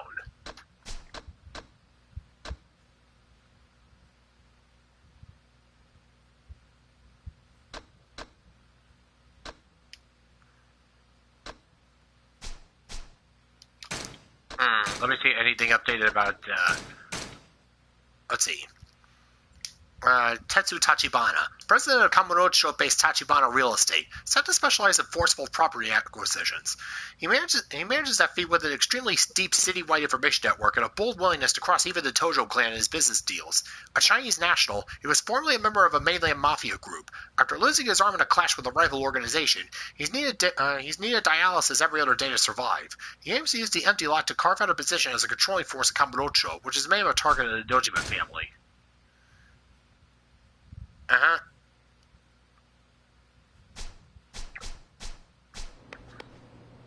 いらっしゃいませ。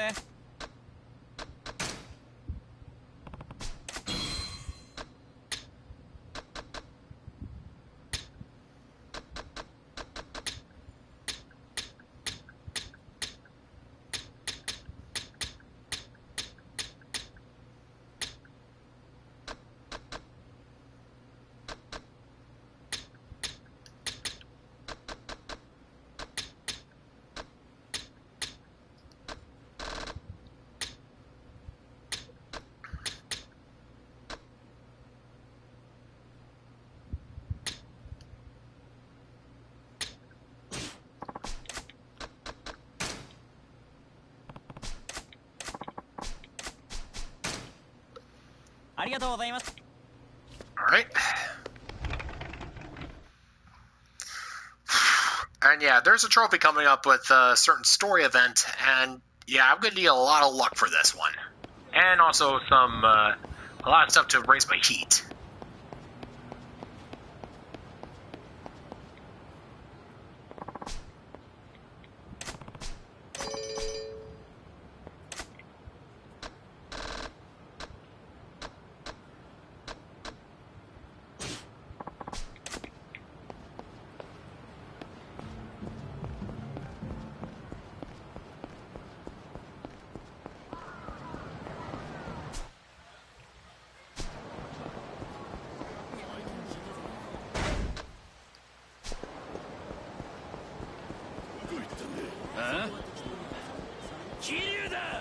Oh, running.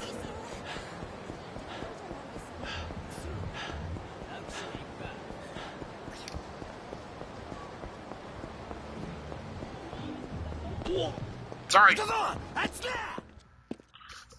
Yeah, no, Dojima goons are literally everywhere.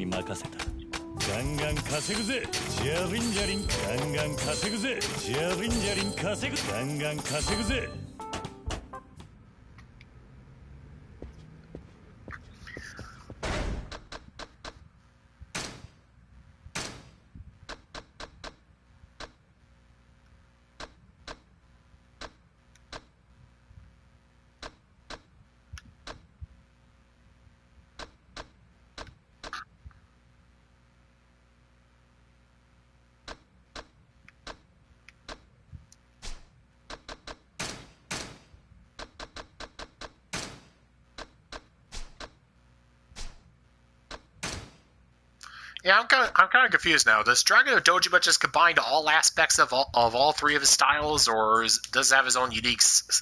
I'm confused. And yeah, I'm gonna need a lot of moolah in order to.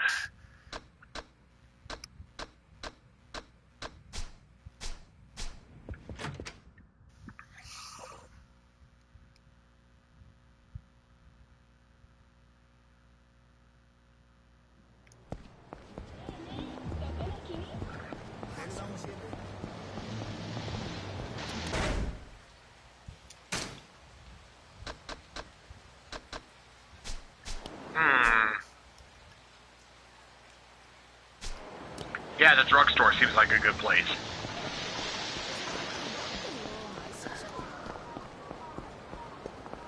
Yeah, as long as I don't run into that, run into those Mr. Shakedown assholes.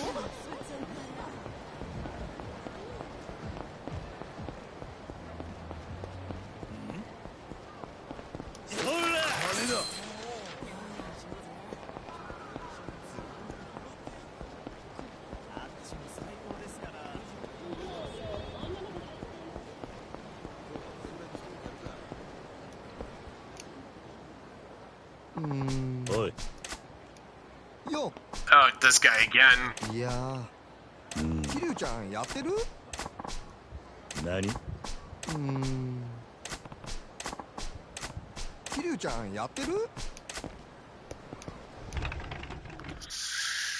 Alright, you just do you, dude. いらっしゃいませ。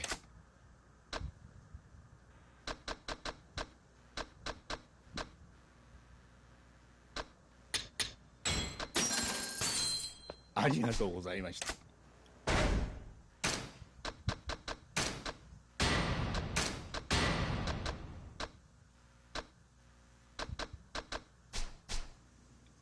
いらっしゃいませ。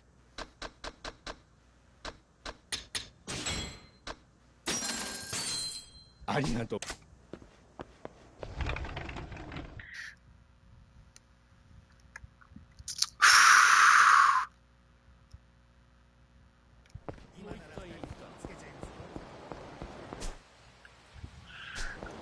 Alright, time to head on over to West Park. Alright, quite literally slumming it. Oh.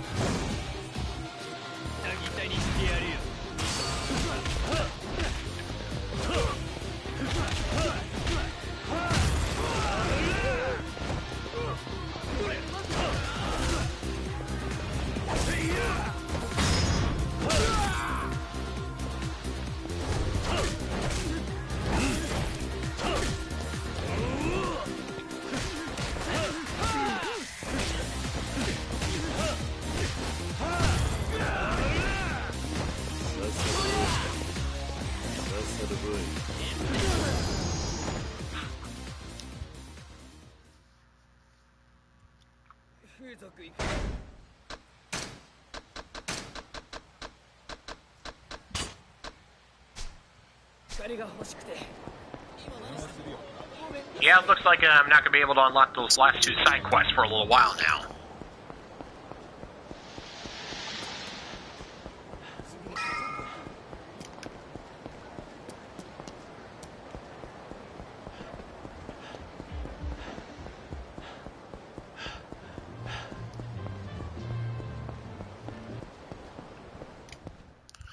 Alright, let's go explore West Park.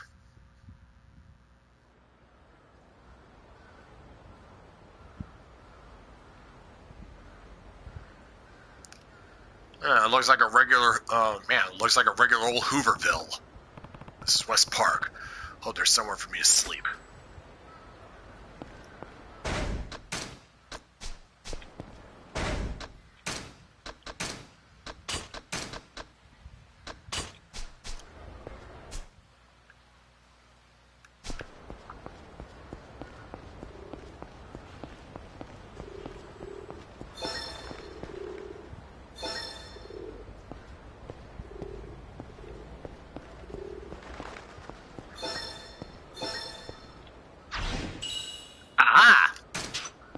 There we go.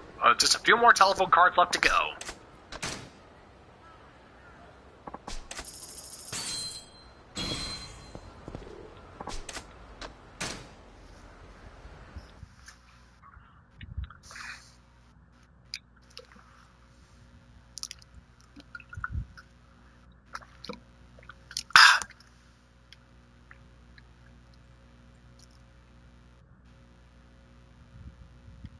Alright.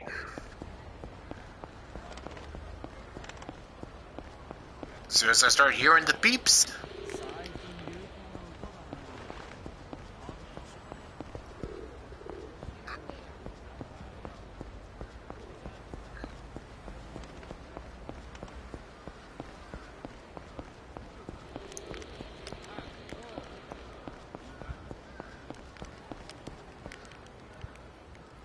よう、あんた。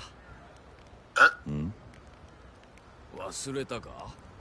この間酒をおごってくれた。Oh yeah, you! それであんたに立花不動産の人間が出入りする場所を教えてやった。Merry Christmas! ああ、確か第3公演であったな。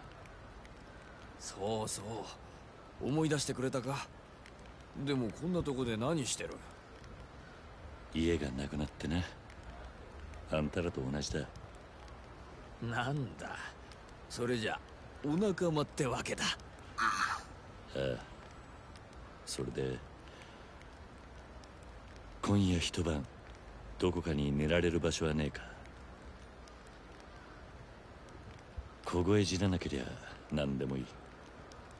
いいよ、そんなら俺のねぐらに寝させてやるよ。ただ襲ったりすんな。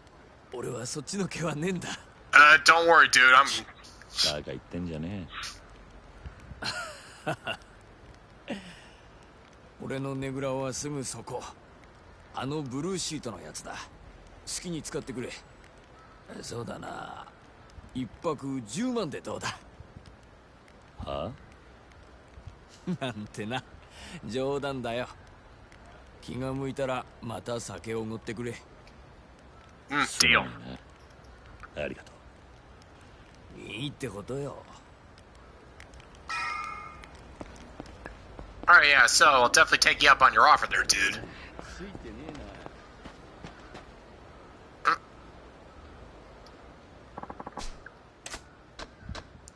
Silo.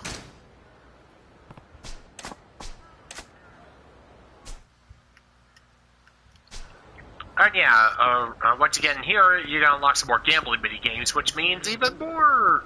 Yeah, Ochikabu.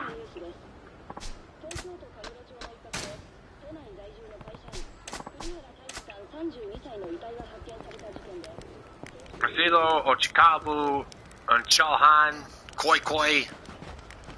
Yeah, a whole bunch of board games. I can hopefully pronounce it correctly.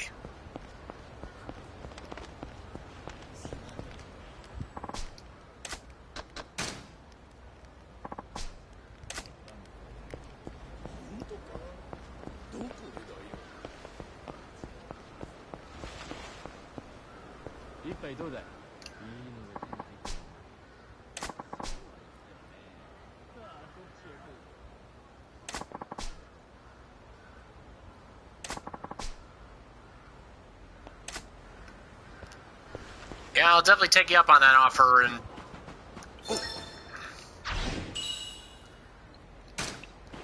Alright, some more cards.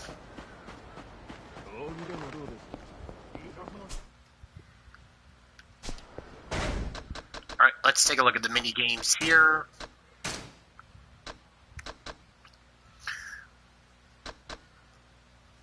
Okay, so even though I managed to beat these karaoke games as Majima, I still need to do them as Kiryu. Got it. And yeah, then there's mahjong, shogi, bowling, batting. Yeah. Oh boy.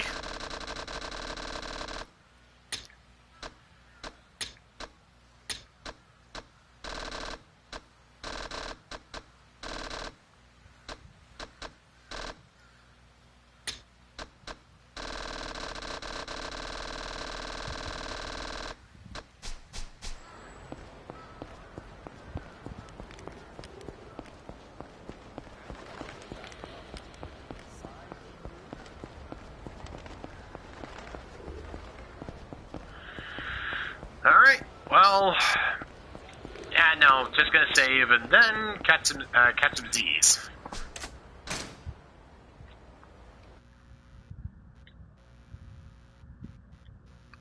Alright.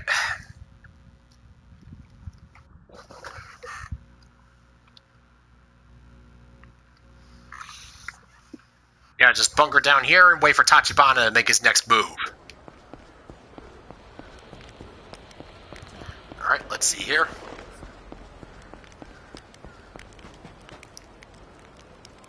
You're welcome. This has to be the shelter he mentioned. Should at least keep me from freezing to death. Hold on.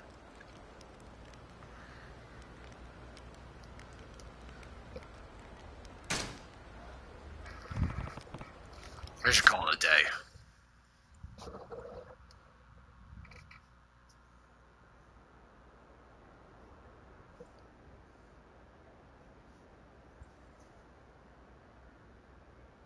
Ora, 目障りなんだよ。てめえらどっか行け。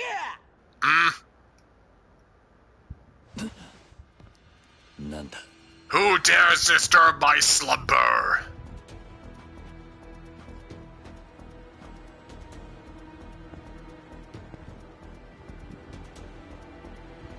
おい、あんた起きろ。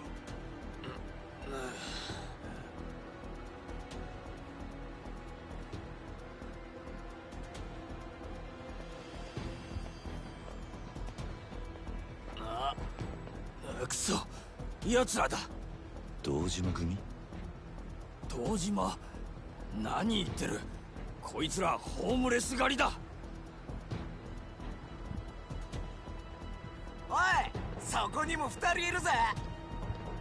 へいへいへいへい。あれ、そっちのやつなんかホームレスっぽくないじゃん。別にいいんじゃね？ここにいんだから同罪だよ。同罪。逃げんなよ。Kiryu, time to take out the trash here. やめろ。何命令してんの？やめてくださいだろ。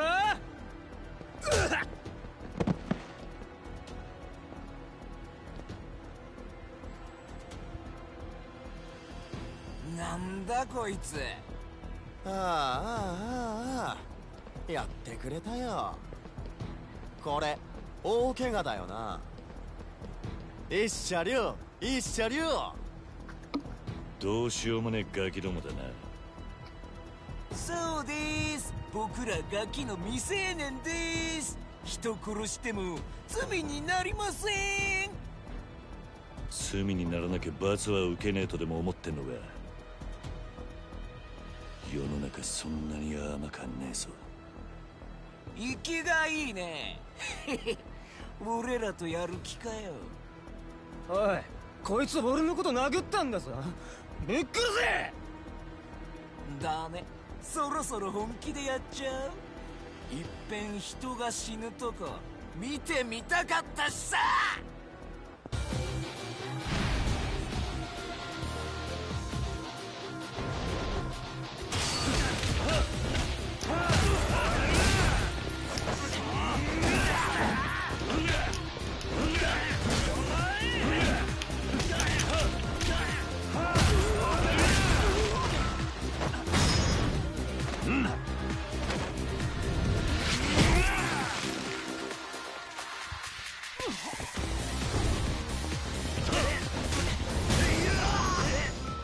And it's a home run!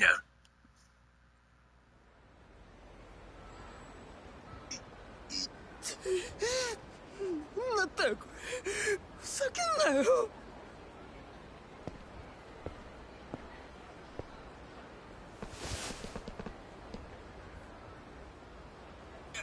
やめろよお前。こんなことしてただで済むと思ってんのかよ。何がどうただで済まねえんだ。分かったよ。悪かった。だからもう許してくれって。それで謝ってるつもりか。それ謝る相手を間違っている。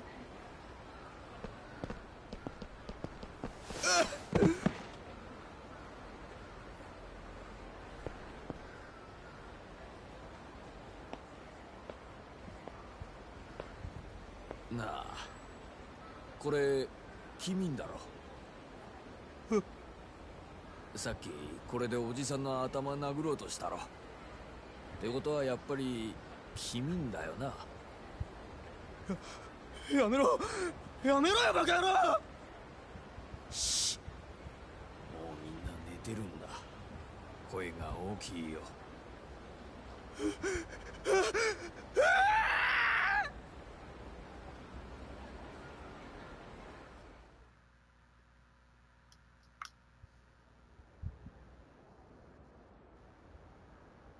ありがとうよ。あんたが一緒にいてくれたおかげで命拾いしたよ。あのガキどもちょくちょく俺らの仲間を襲ってたんだ。多分もう二度と来ないだろうけどさ。そうか。そういやまだあんたの名前聞いてなかったな。俺は桐生だ。桐生さん。そうか、やっぱりね。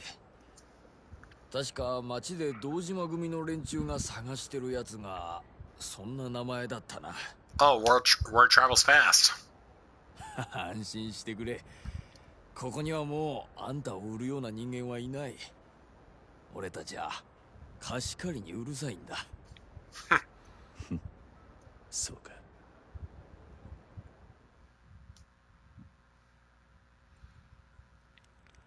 Yeah, well, that happened.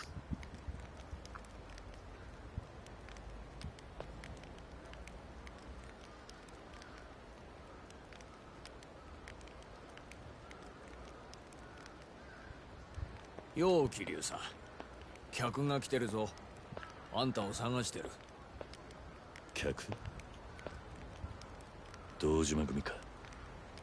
いや、橘不動産の人間って言ってる。一応あんたのことは知らねえって言っといたけど。Yeah, no, it was Oda. そうか。すまない。そいつは今どこにいる？公園の出口に車止めてる。気になるなら行ってみな。Tachibana said he'd come for me. I should head for the park entrance.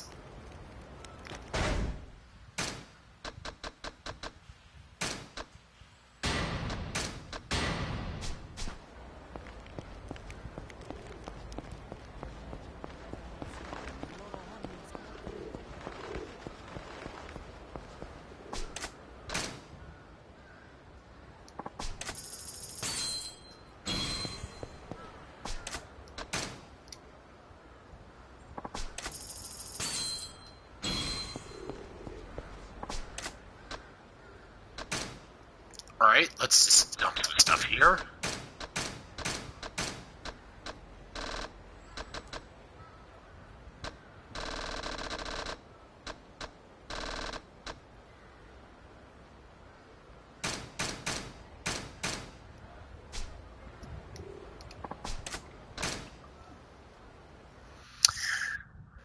Alright, yeah, here comes that little escapade I was mentioning earlier.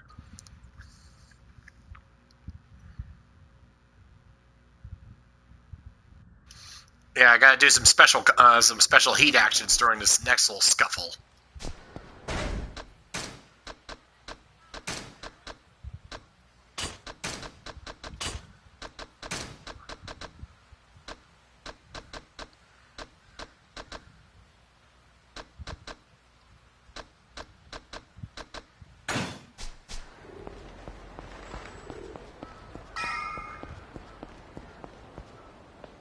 Yo, Kiryu君。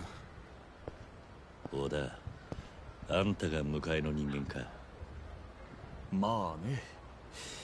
昨べはゆっくり寝られたか？寒かったろ。いや、いい宿が見つかったんでな。それより橘は？社長は今あるところでお前を待っている。あるところ？どこだ？実はお前もよく知ってる場所だけど、ま、行ってみてのお楽しみだ。Oh, don't keep me in suspense here. もう準備できてるなら車に乗ってくれ。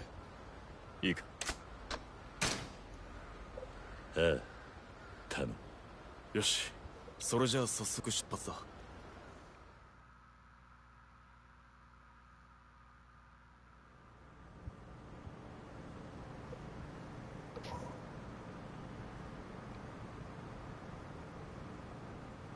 今んとこつけられたりはしてねえようだな。公園に野宿までして隠れてたんだ。少しぐらいゆっくりさせてもらうさ。それで今から行くのは新しい隠れ家ってことか？いや、そういうわけじゃない。堂島組がカムロ町中に目光らせている限り、あんたはどこに隠れたっていずれは見つかっちまう。だから社長は堂島組の動きを抑えるために手打ってるとこだ。どういうことだ？今社長がいるのはお前もよく知ってる場所だ。俺たちもそこに向かってる。だからどこなんだ？言わなくてもお前にはそろそろわかる。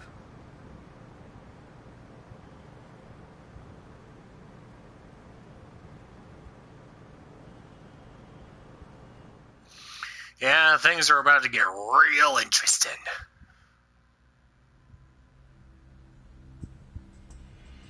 ここはまさか。やっとわかったか。Oh boy. 登場会本部。何の真似だ小田。社長は今登場会のトップにあんたのこと掛け合ってる。堂島組の動きを押さえつけるには、そのさらに上の極道になしつけるしかないってさ。登場クラン。登場会は橘不動産を潰そうとしてるんじゃなかったのか。橘もあんたも俺も全員殺されるぞ。何考えてんだ。社長もそのくらい分かってるよ。それでも交渉ってのはいつだってやりようがある。Hell of a lot of wiggle room there. 先に降りてくれ。社長のいる場所に案内されるはずだ。いくらなんでも無茶だ。社長は賞賛があってここにいるわけだが、危ねえ橋渡ってんのも承知の上だ。Dangerous, more like fucking ビジネス insane. にはリスクがつきものでね。けどあんたもうちの社員なら社長を信じろ。今度から何かするときはもっと早く教えろ。しっかり頼むぜ、桐生君。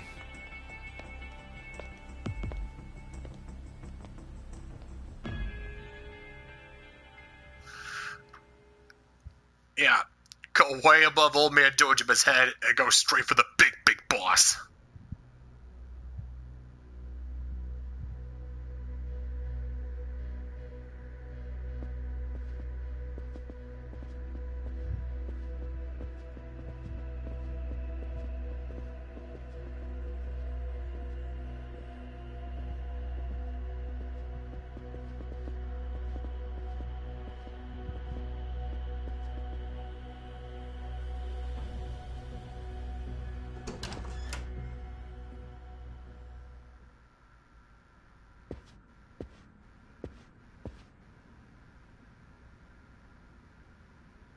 桐生さん。ああ。ご存知でしょうが、登場会2代目代行新原さんです。東日本における極道社会の最高権力者。お前が桐生か。なるほど。その目つき、風間の若い頃を思い出すな。Takashi Nihara, second chairman of the Tojo clan. 適当に育っていいぞ。いえ、俺はここで。ない。そんじゃ始めるか。先ほどもお話ししましたが、私の望みはうちと登場会さんのカムロ町での共存です。うちはあの町にどんな人間が来ても受け入れる。それを許しているからこそカムロ町は発展してきた。ただ登場会の大門を恐れん連中だけは別だ。あんたんとこの商売はそのルールからはみ出している。私は登場会の恐ろしさを分かっているつもりです。今日伺ったのはそれを形にしてお見せしたかったからです。何か手土産があるということか？ええ。その上で一つ2代目代行にお願いしたいことがあります。言ってみろ。堂島組に桐生さんから手を引くよう登場会本家から働きかけてください。新原さんがご存知かどうか、堂島組は桐生さんを消そうとしています。堂島もバカじゃない。そいつにも消されるだけの理由があるんだろう。堂島組が桐生さんを狙っているのは私を捕まえるためです。私は殻の一粒を手に入れるのに必要な情報を持っています。殻の一粒か。なるほど。堂島はあの土地をよその人間に取られるわけにはいかねえだろうからな。だけど当然その上がりは本家にも入る。俺にあんたを助けてやる理由はない。話は変わりますが、堂島組は登場界で稼ぎ頭だとか。本家の中にさえ堂島組の力に対抗できるだけの人間はいないそうですね。あなたも含めて。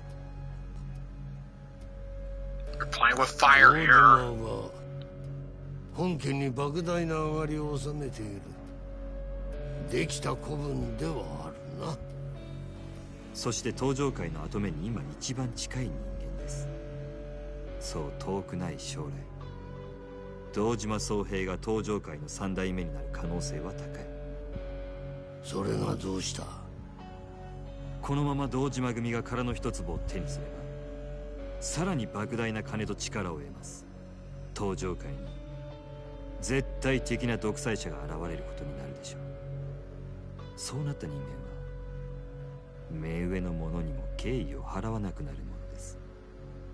つまりあなたは会長代行まで上り詰めながら、その老後は劇的に惨めなものになる。何？立花。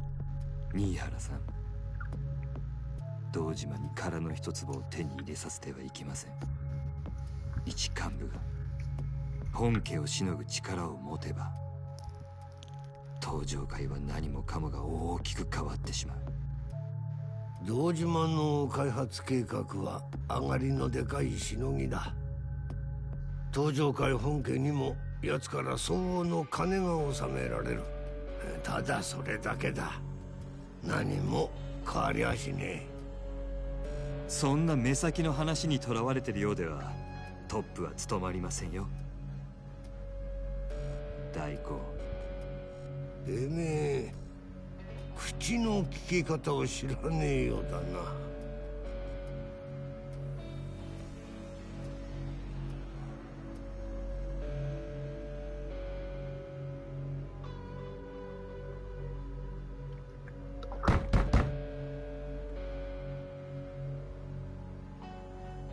お持ちした手土産が届いたようです。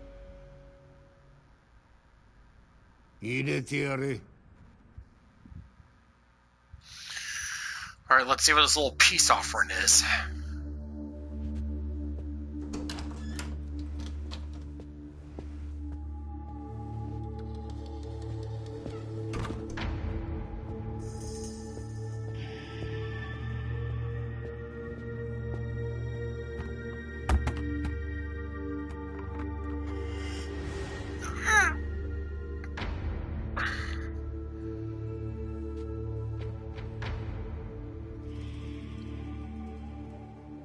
億あります。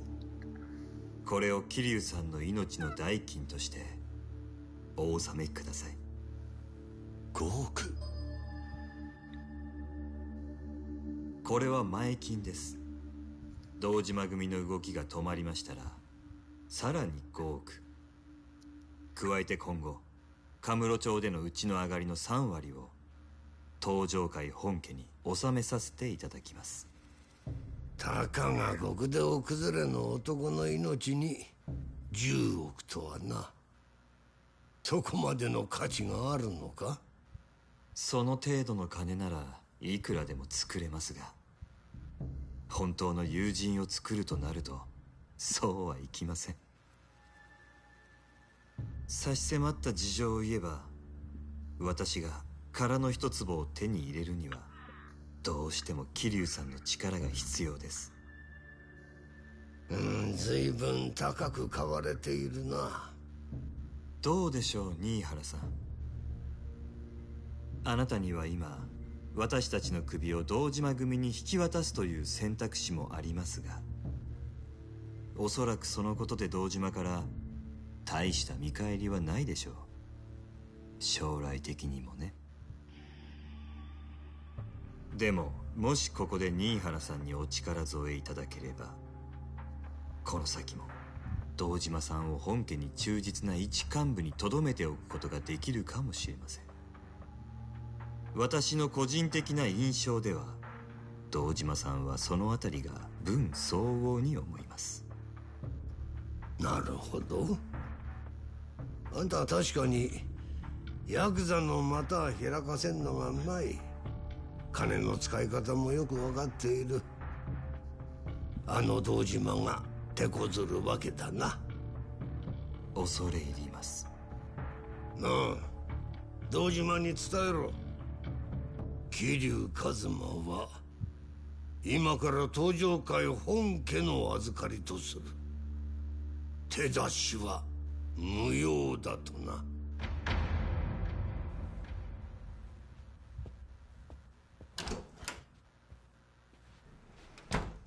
貴重なお時間をありがとうございました。二代目代行。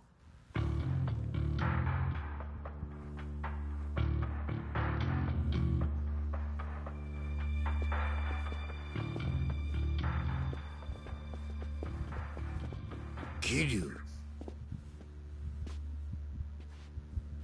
風間がお前くらいの年の頃、あいつがどんな極道だったか知っているか？いえ、詳しくは。一言でいや一騎当千だ。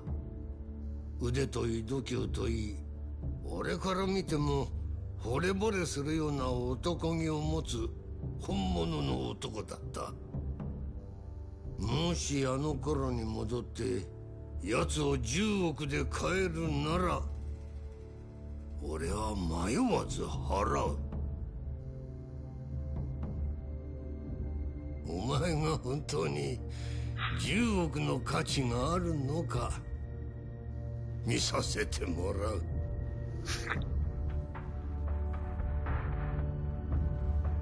You won't be disappointed.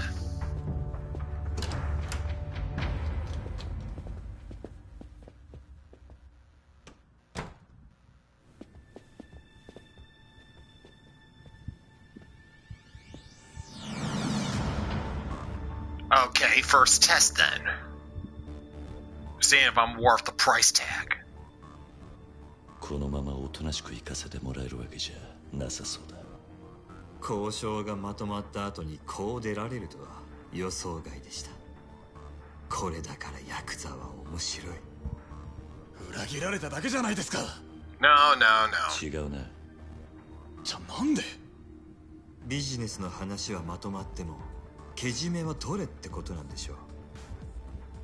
この場を切り抜けさえすれば向こうも約束を果たしてくれるはずです。そういうことだ。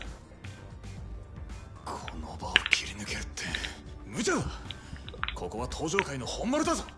無茶でもなんでもこれが極道の流儀なんでな。小田、立花を頼む。くそ、分かったよ。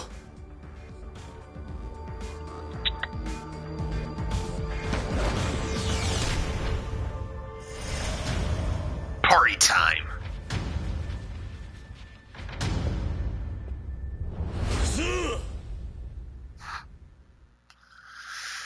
All right. Let's get this shit done.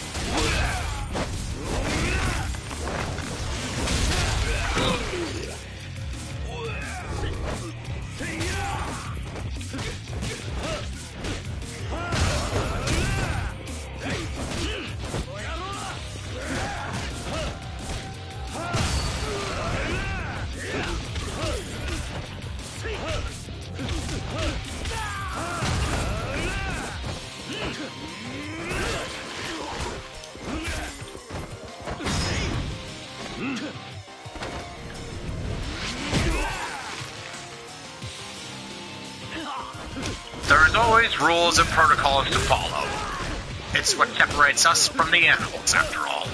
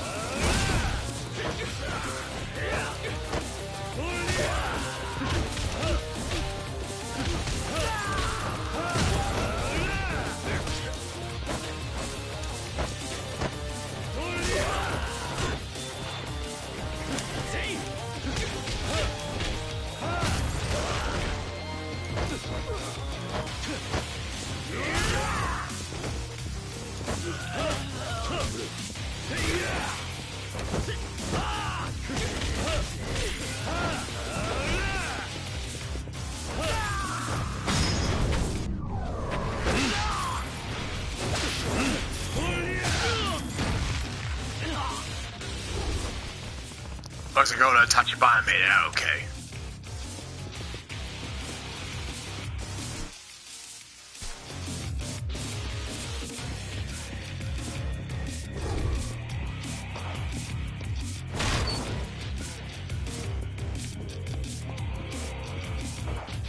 Oh, hi guys.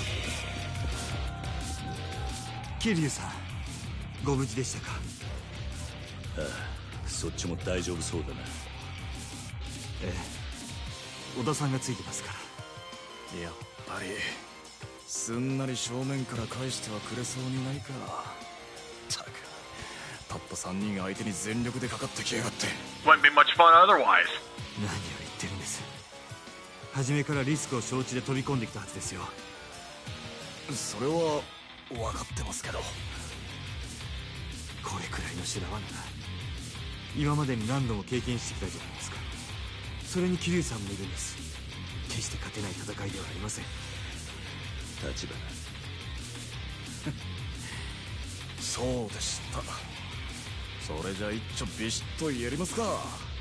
新人に頼りっぱなしじゃ先輩の沽券に関わる。よし、それじゃあそこの扉から外に出よう。ええ、行きましょう。Alright, age before beauty.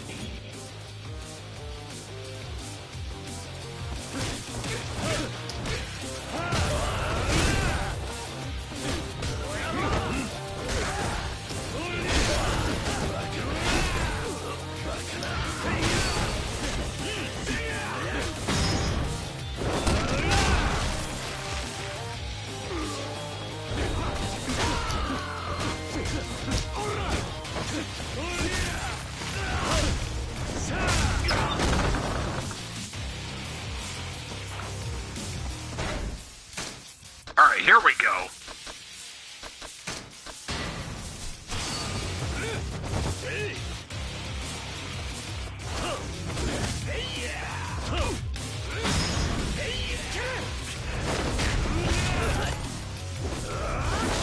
Boosh!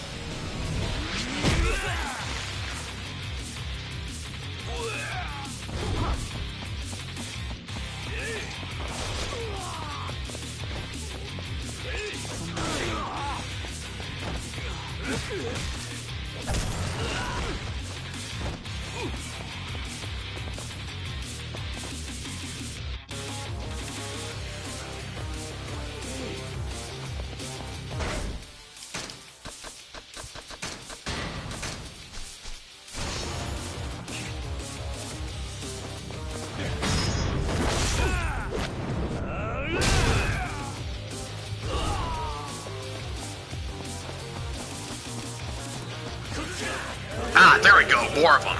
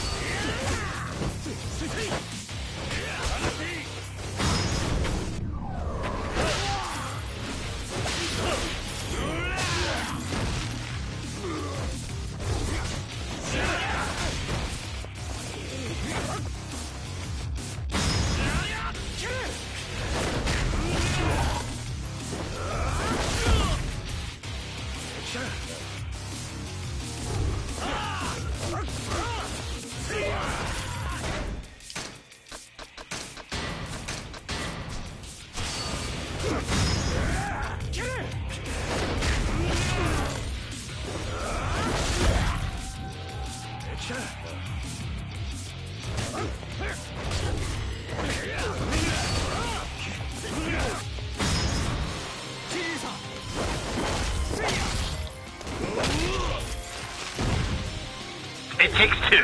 There we go. Alright, done screwing around with these guys.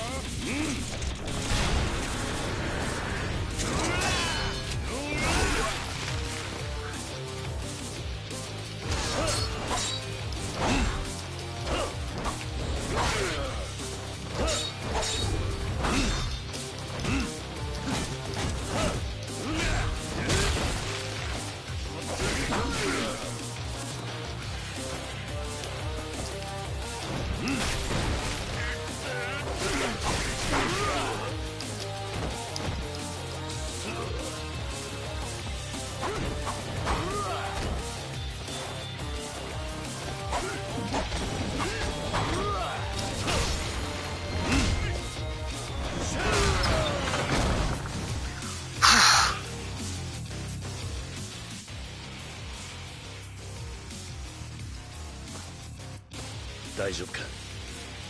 ええ、なんとか。それより先を急ぎましょう。出口はあっちだ。急ごう。Yeah, here's where they're sending the big boys.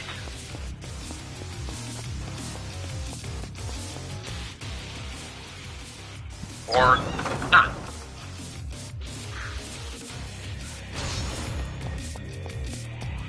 Ah, here they go.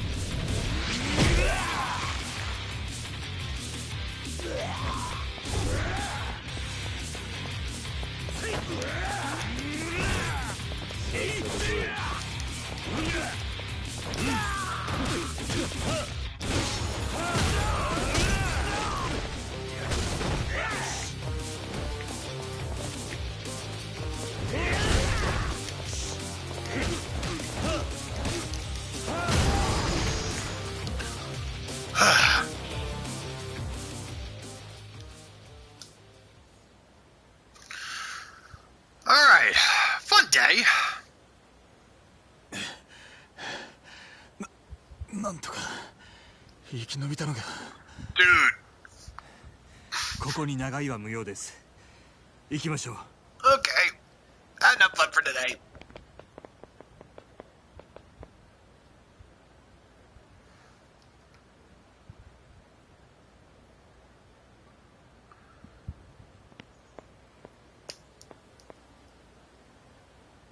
Kiryu Kazuma か。あの風間が目をかけただけのことはある。あれもいつか化ける男なのかもしれねえな。You mean he isn't already? Oh yeah, and Dojima has gotta be pissed. 桐生の件だがな、本家がちゃちゃ入れてきやがった。堂島組や桐生一馬に手出し無用とな。そいつは橘不動産の手配りです、親父。連中もうちに追い詰められちゃ本家に泣き入れるくらいしかありませんからね。全部予想できた動きです。久世と阿波野にはできなかった。俺にはさらにこの次、橘が桐生をどう動かすかもわかります。なるほど。もう久世と阿波野に遠慮する気はねえってことか、渋沢。殻の一坪は俺のこの手で差し出しますよ、親父。Shibusawa starting to make his move.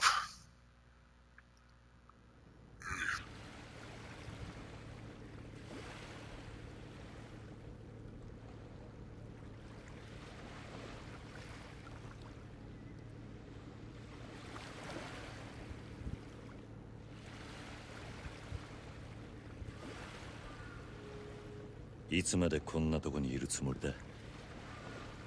久しぶりの休息です。たまにはゆっくりしないと持ちません。私は体が弱いんです。 Fair enough. あれだけ極道を相手に暴れ回れりゃ十分だ。ただ死に物狂いだっただけですよ。なあ、あんた。はい。なんで俺なんかのために10億も出したんだ。おまけに登場会本家に借りまで作っちまっ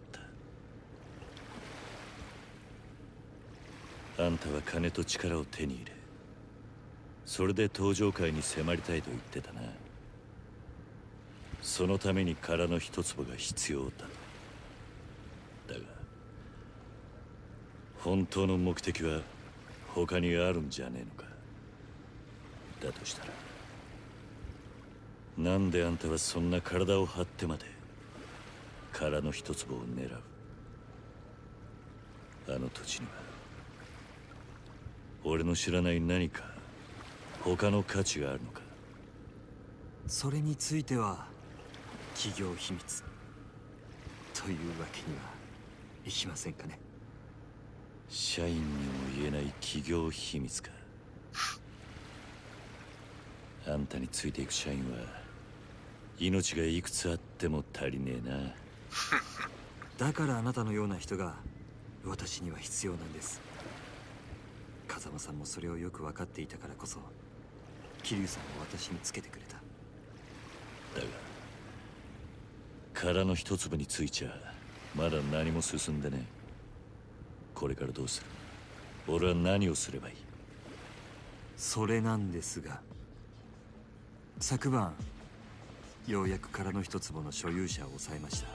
Oh, yep. その人物は今大阪の蒼天堀にいます。蒼天堀？ええ。Yep, I knew it. ですが、すぐにこちらから出向くわけにはいきません。我々以外にもその人物を狙う組織が蒼天堀にいます。あんたの他に所有者の居所を突き止めた奴らか？おそらくは渋沢組の人間です。渋沢？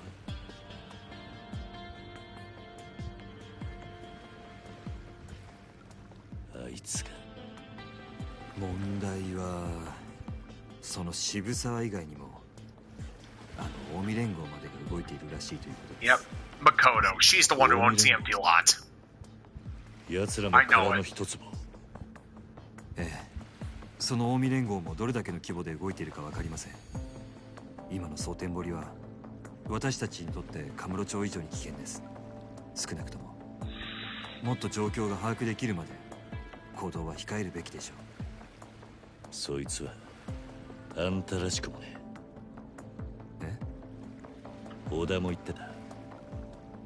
ビジネスにリスクはつきものだってな。それをあいつに教えてやったのはあんたじゃなかったのか。あんたの腎臓はアジア街を長く離れるわけにいかねえ。だが俺は逃げ回るだけなのはもうごめんだ。待たされるのも性に合わねえ。あんたがどう言うが一人ででも蒼天堀に行く。殻の一坪の持ち主はカムロ町に連れてくればいいんだな。ええ、ですが俺も行きますよ。桐生の言う通りです、社長。状況の見えない蒼天堀だからこそ俺たちが直接動くべきなんじゃありませんか。誰かが俺らより先に殻の一坪を手に入れれば全部水の泡なんです。安全策だけじゃ後手に回ります。たまにはいいことを言うな、小田。リスクは承知の上ということですね。それでも本当に蒼天堀に行ってもらえるんですか、桐生さん。ああ、私が指示したわけじゃありません。ですから何かあっても労災は出ませんよ。 I'll keep that in mind. もう俺のために10億出してもらってる。これ以上あんたに金出させる気はねえさ。そうですか。でしたら結構です。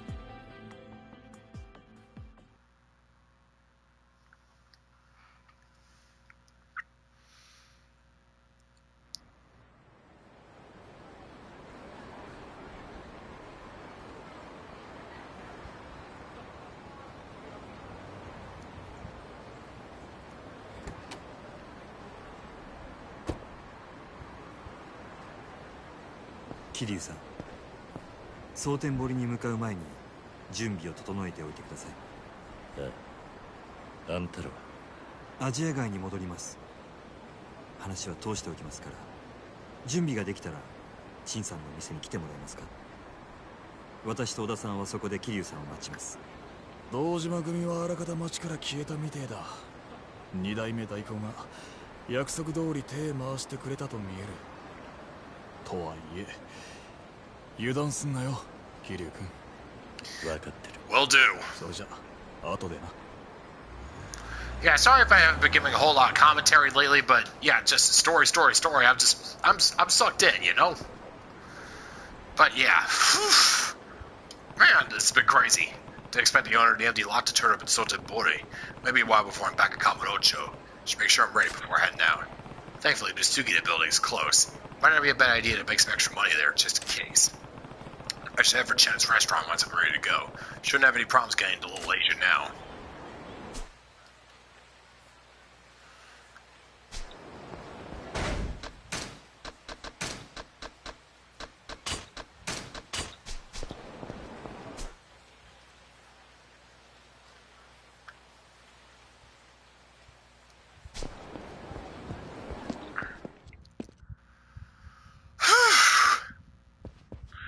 estate. I need, yeah.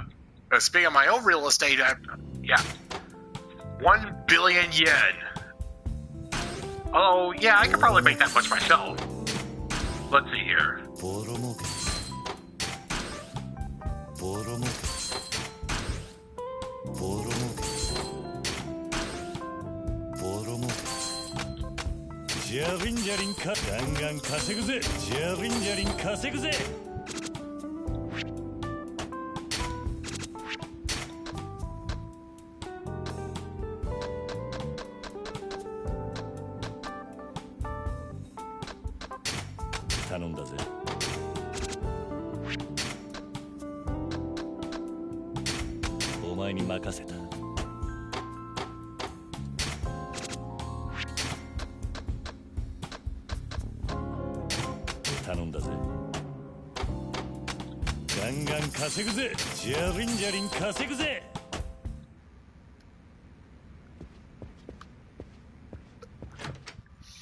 Ooh.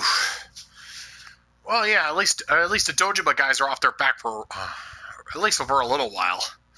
But yeah, knowing that old bullfrog, if I could tell anything from that bullfrog, he's just waiting for some. Ooh, yeah, here we go. The last 2 side quests. All right, let's take care of those before we call it a day. Because then afterwards, I have got a lot of mini games to take care of.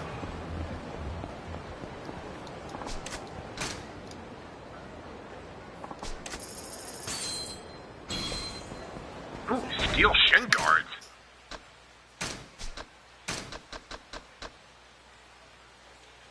Ooh. Okay, yeah, that's new.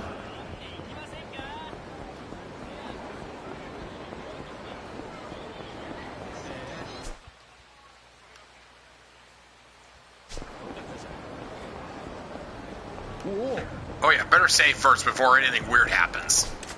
I mean, weirder. Oh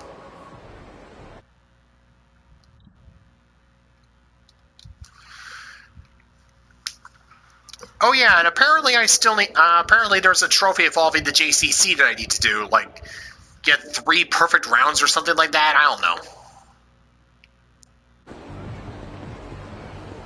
Well, whatever. I'll look into that because that's something I definitely don't want to screen on.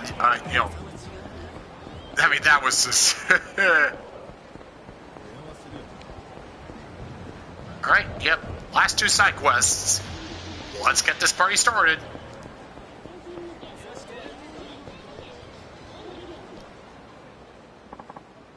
Oh no, it's that woman again. Who's the unfortunate victim I should connect her to? Who's the unfortunate victim I should connect her to? A telephone club clerk looks like he has a problem on his hands. Ah, sir, can I help you? Yeah. No, I just noticed it seemed like you had a problem. What's with the stare? Sir? What? Your voice is so cool! In fact, it stops me in my tracks and I'm a straight guy!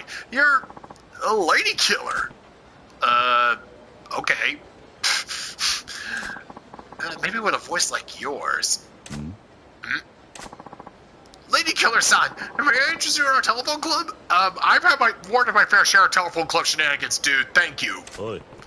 Are you seriously calling me that? I was just passing by, man. Some other time. Please, a moment, sir. You don't even have to pay. I beg of you, try our telephone club. You don't want me to pay? And now I know there's a catch. Well, yes, I'll be honest with you. You see, we've been getting calls for this strange woman. Hold on a second here.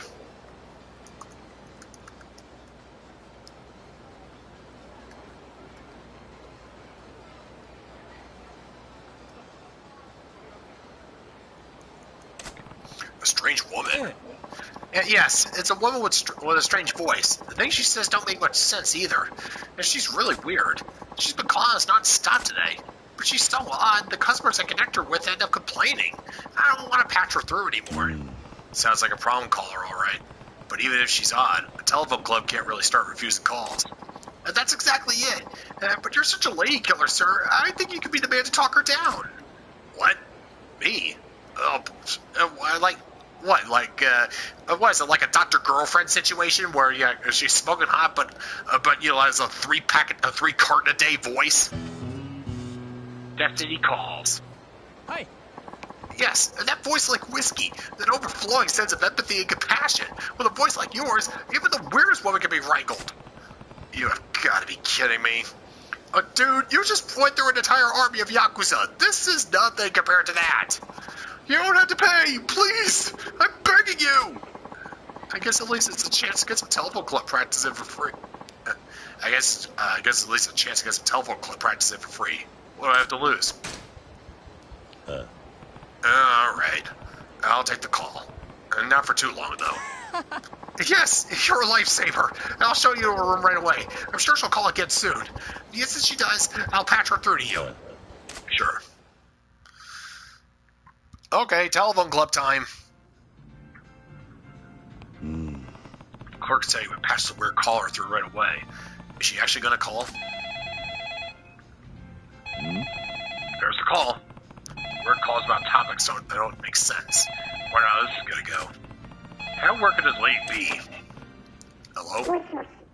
Hi, are you someone I can finally talk to?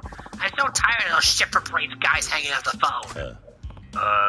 Sure. I'm your man. Her voice is so deep and husky. She's kind of a gutter mouth. When the clerk wants me to deal with this using empathy and compassion, how should I break the ice? Let's see here. Oh, Zach is... You have a great voice. You have a pretty great voice. Huh? I do. Yeah, I love the way it sounds. It's husky, boyish, and, I wish I could listen to it forever. What? What are you saying? That's weird. I don't think I want to hear that, actually. Besides, this isn't my real voice. Not her real voice. She must have a cold or something. Oh, well, if you're not yourself at the moment, I hope you feel better soon. What is it with you? Why are you being so damn nice? Thanks. Good. She sounds pleased. All flattery goes a long way. But damn, he has such a weird family. And everyone I talk to at your place is even nuttier. My place? Do you know how many times I called? I keep getting someone different every time. It's been impossible to get this deal to happen. How big is your family anyway? My family? What are you talking about? Of course you're not going to get the same guy every time you call. Huh? What are you talking about? You're all just one big happy family, aren't you? They must be precious to you. Precious family. Yeah. No, they're not family. We don't even know each other's names. What? You don't know your own family's names? What is it with you people? Not just their names. We've never seen each other. Okay. You got a pretty dysfunctional domestic situation, huh? Sorry for prying. I think there may be a misunderstanding here. No, stop. I don't need to hear anymore. Your family might be screwed up, but that's not my problem. I just want to get this deal done. Deal? Yeah, deal. You know what this is about? It's about the most important thing in your life. The most important thing to me is... You mean my convictions? Huh? Convictions? Yeah. I've come this far by living by my own convictions. They're important to me, and that won't ever change. I don't care! That's not what I'm talking about! At all! What? It's wrong. You're saying my convictions are wrong? No, your convictions aren't wrong. In fact, it's kind of cool to be able to say that, actually. If I could have lived like you, I think I would have been able to hold my head high with confidence. Never give up. There's always time. You know, you're a good guy. Alright. Looking good. She's starting to open up. Wait. No! Don't try to change the subject on me. There's something that's more important to you, isn't there? Think about it. Hard. Something that's even more important to me.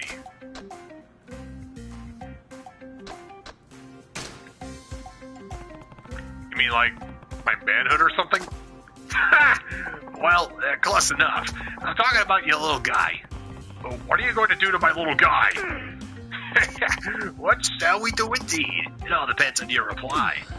I don't like where this is going. Yeah, no, there's some serious cross wires here. I love it! Finally, you're feeling the heat! You're about to lose the most important thing in your life. Nani? You're going to take that away from me? I'm sorry, but I'm not doing anything that hardcore. Oh, but you will. This is serious. If you want your little guy let loose, bring cash to the fountain in West Park. Nani? What? The cash? Isn't that against the rules? Of course it is! I knew that going into this whole thing! Okay, how much money are you expecting anyway? 50. 50 and your little guy gets off. 50? Is that really all you want? Yeah, and come alone. I'm looking forward to this.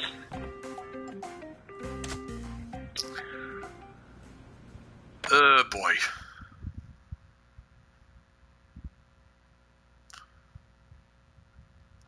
Yeah, no, this just sounds all kinds of weird. Oh, Lady Killer-san, sir, thank you so much. You really came through for us. You were on the phone with her for a while. How'd it go? I promised to meet her in front of the fountain at West Park. I'm on my way now. Really? You got her to agree to meet up? That's amazing. You don't get so hung up on her because the conversations just weren't getting anywhere. I knew you were the one, Lady Killer-san. Your compassionate patience are the gold standard. You're the best. I wouldn't say that. Besides, she might be a little different, but I don't think she's a bad person.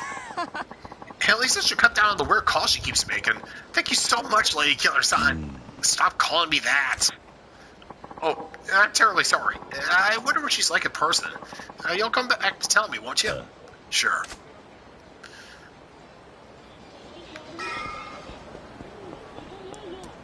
Alright, let's see what this whole thing's about.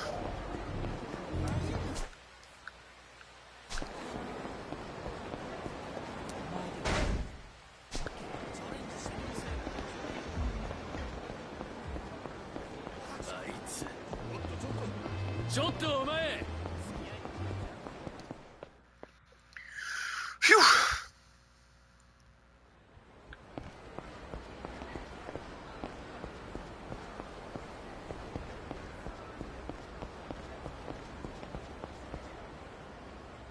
Alright, found on the west side. Supposed to be that odd telephone caller in front of the fountain at the park here. But come to think of it, none of us told each other what we look like, or what to look for. How are we supposed to meet up? Huh? That voice. Could it be? No. Hey, you. What? The dolce, velvety tones of that voice. You must be the guy from the phone. Phone? What phone are you talking about? Don't play dumb with me. Where's the money? You bought it, right? Money? That's right, money. Come on, hand it over. Or else your beloved little guy. My beloved little guy? Wait, I talked to a woman with a husky voice at the telephone club about my little guy. You must be a friend of hers. Huh? A telephone club? I don't know what you're talking about, but that was me on the phone. Nani? What? You don't sound like her. She had a husky and sexy voice. Are you nuts? Why would I phone in a ransom demand with my real voice? I use a voice modulator. Ransom? A voice modulator? What about the deal to get my little guy off for 50? What are you talking about? Don't you want your son back? Now fork over the 50 million I told you to bring. Help, I want to go home. Oh, holy crap, that telephone caller was a kidnapper. You're not getting a single yen out of me. What? But then why did you come? Because, to protect what's important to me. Shit, you were never going to pay the ransom from the start, were you? You asshole! You knew too much now. I can't let you walk out of here. Okay, let's just wrap up this bullshit.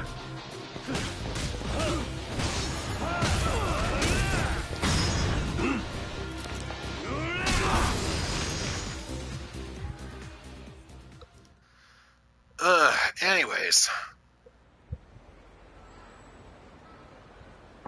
Shit! I never should have nabbed a kid with a dad so goddamn tough! Yeah. Listen up, that boy isn't my son. You were calling into a telephone club the whole time. A telephone club? That can't be! I dialed the number the kid told me! Well, actually, I could see a neon sign through the window of the room I was locked up in. I didn't want Mommy or Daddy to worry, so I just told you the telephone number that was on the sign. Then you're... Yeah, just a telephone club customer. No wonder my ransom demands were getting nowhere. My business went bust, lost my house, the wife left the kid. Now I get caught by the kid I abducted, savaged by a telephone club customer, nobody to show for it. Where my life goes so wrong? It's not too late to turn things around. Huh? After you had some time to think about your crimes and you're set free, I'll take you to a telephone club. That's great. Something to look forward to. If they're still around when I'm out. Thanks, buddy. You know, I'm glad I got to talk to you on the phone. It was an enjoyable conversation. Here, hold on to this, would you? It won't help me where I'm going. Thanks. I guess I had fun too. Well, sounds like the cops finally got word of this ruckus. I'll go quietly, don't worry. Talk to you later, telephone buddy.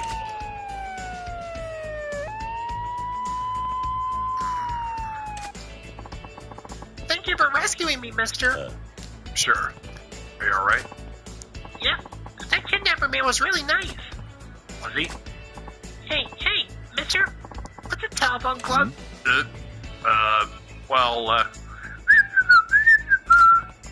It's like a playground for grown-ups, where you can meet new people. Oh, that sounds fun. I want to go to a telephone club.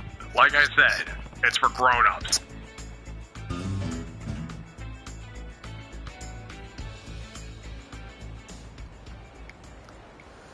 Right. Well, that was just a whole confusing mess. Alright, now for that last side quest, then we'll call it a day. Because I have got a lot of mini games to take care of.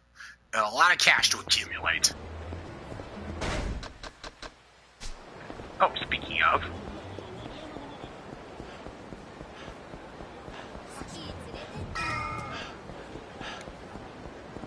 Oh, hold on.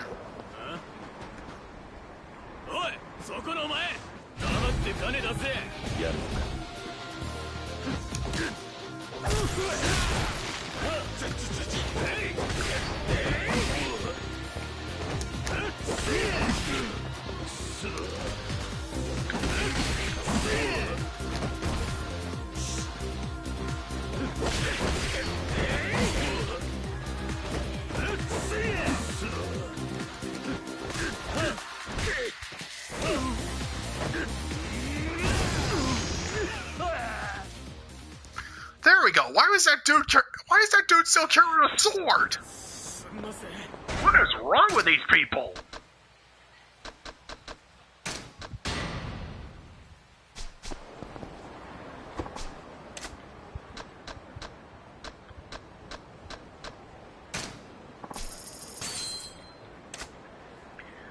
Alright, anyways.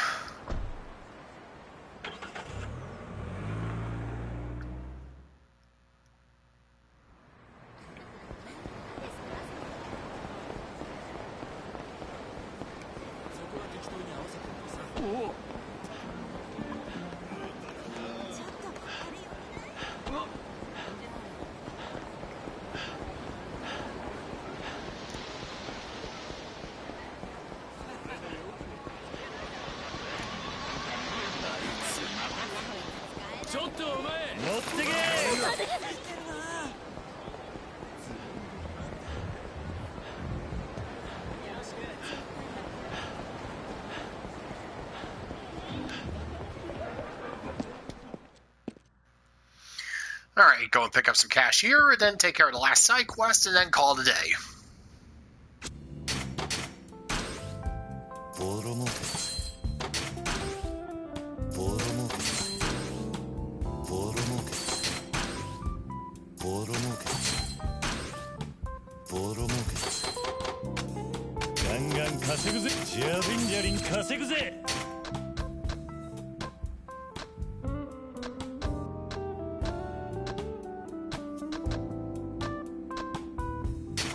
頼んだぜ。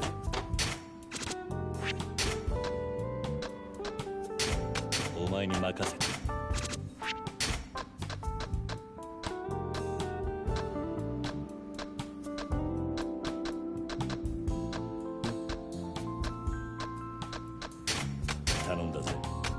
ガンガン稼ぐぜ。ジャリンジャリンガンガン稼ぐぜ。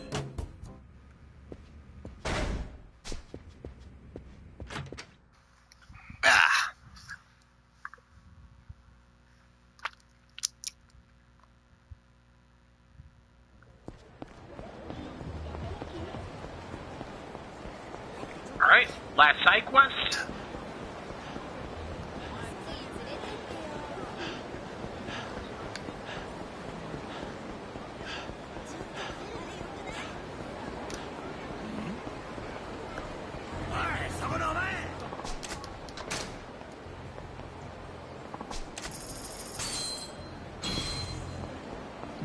Indeed. ちょっとお前。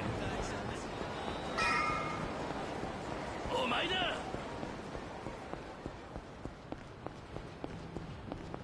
逃げ足の速いやつだ。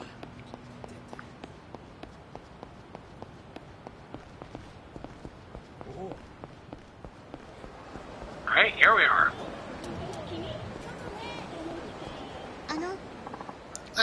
Excuse me, please, I need help. A shining example.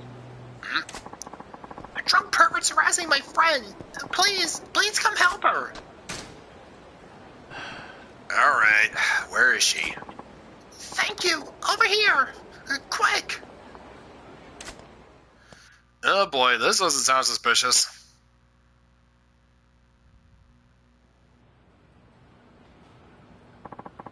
They're just through here.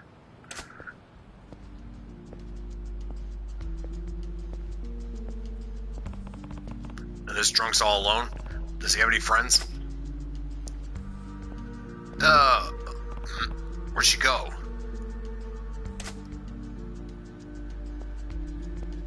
Nani? What?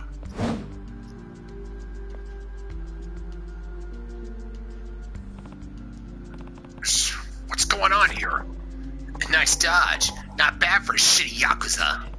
I was told there'd be a drunk pervert. You're too gullible, asshole. Figures. So that girl's your accomplice. What do you want from me? I just have a small favor to ask. Do society a favor and die!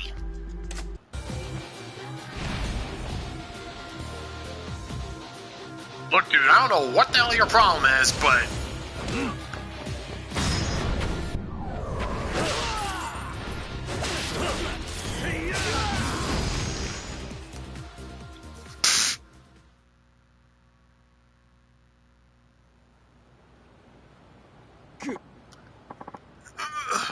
Please, don't kill me.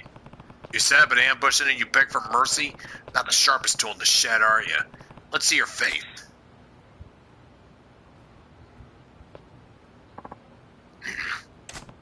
Just a kid. So, what's your story? Did someone pay you to kill me? No, it isn't like that. Huh? Then why'd you target me? You on the Dojima family payroll? The Dojima family? What, just some random asshole vigilante? I don't know what you're talking about. I don't know any Dojima family. I didn't care who it was, as long as it was a Yakuza. It didn't even have to be you. Nani? What? I hate Yakuza. It'd be a better world if they all die. People who are fond of the Yakuza are pretty rare. But I'd say it's even rarer to find a nutjob wanting to jump people in a back alley for no damn reason. How old are you? 16. High school, then. Screw high school. I'm in a biker gang. Serious, a biker gang grunt. Huh? What makes you think I'm a grunt? Yeah. Right. What's your name? Tanaka. Shinji Tanaka. Shinji Tanaka. And what's your deal? What family are you with? I'm a civilian, not a Yakuza. Yeah, right. I'll ask one more time, Shinji. Nobody put you up to this? That's right. Then why do it? The Yakuza destroyed my family. My old man ran into cash flow trouble flipping real estate. The Yakuza sharks smelled blood in the water and they took everything. My mom was smart. She ran at the first sign of trouble. Those assholes came and beat my old man every day. And the old man would beat on me because he could. But that stopped once I hit him back. Now he sits around hugging a bottle. Makes me want to put him out of his misery. Couldn't stand being around him, so I hit the streets. And you thought mugging Yakuza was the answer? If I'm gonna steal to live, Yakuza are totally fair game. They're all thieves anyway. If they've got reputations to uphold, they can't go crying to the cops if they get their asses kicked. You're walking a fine line. If they catch you, they'll kill you without a second thought. It's fine. The only ones who know I'm doing this are my bike gang. Guys I can trust. Hope that works out for you. Hey, where do you think you're going? What? You mean to listen to more of your life story? As long as you're not answering a higher power, I'm done with you. But since you're letting me speak my mind, quit this Yakuza hunting thing while you're ahead. You're only still alive through dumb luck. And when they catch you, and they will, they'll pay you back tenfold. Whatever. I haven't met a Yakuza as tough as you yet. As long as they're alone, they'll go down like chumps. I enjoy listening to them beg for mercy. That said, when you kicked my ass, I seriously thought I was dead. Fine. You do what you want. Not gonna argue about it with a grown man.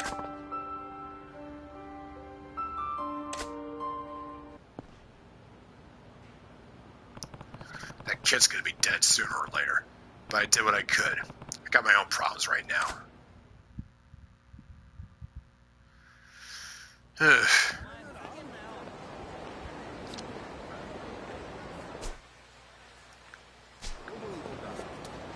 Yeah, apparently this little story's not done yet. Well, obviously, since it didn't mark the completion flag. Alright, yeah, this Shinji dude's got himself a death wish and a whole lot of... Oh boy.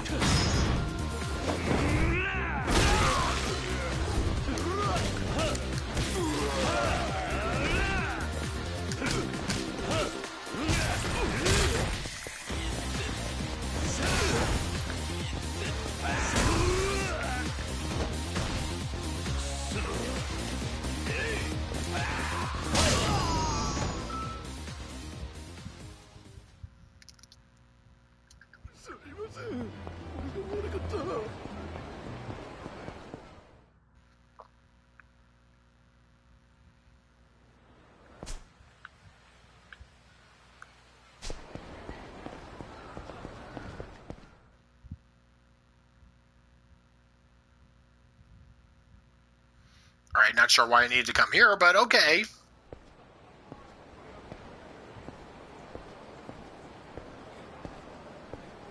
Oi. Hey, you.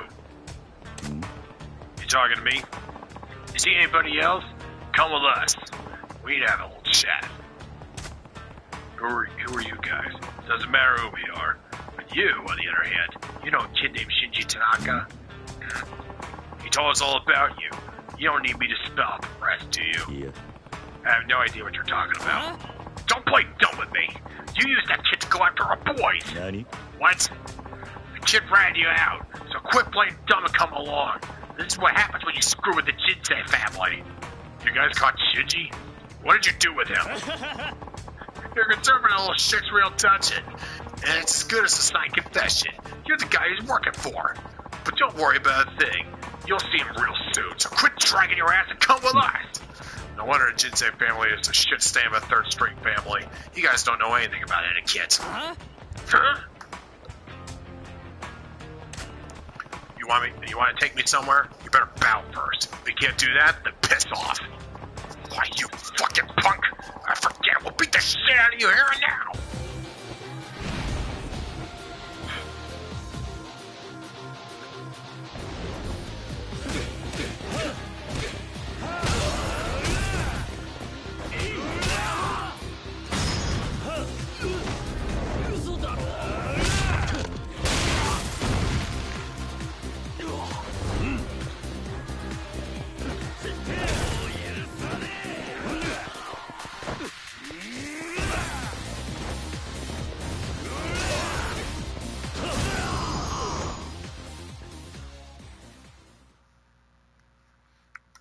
Alright, well, where the hell is that little asshole? Who the hell is this guy? This is crazy. Where's Shinji? That punk better still be alive. Show me where he is. But you ought to know, I'm not the guy pulling the strings. He lied to you. What? He dragged me into this, and he's going to pay for it. Oh, I see. So that's how this went down. We're on the same page, though, man. Huh? Then take me to him, and then take me to him now. Quit stalling. Yes, sir.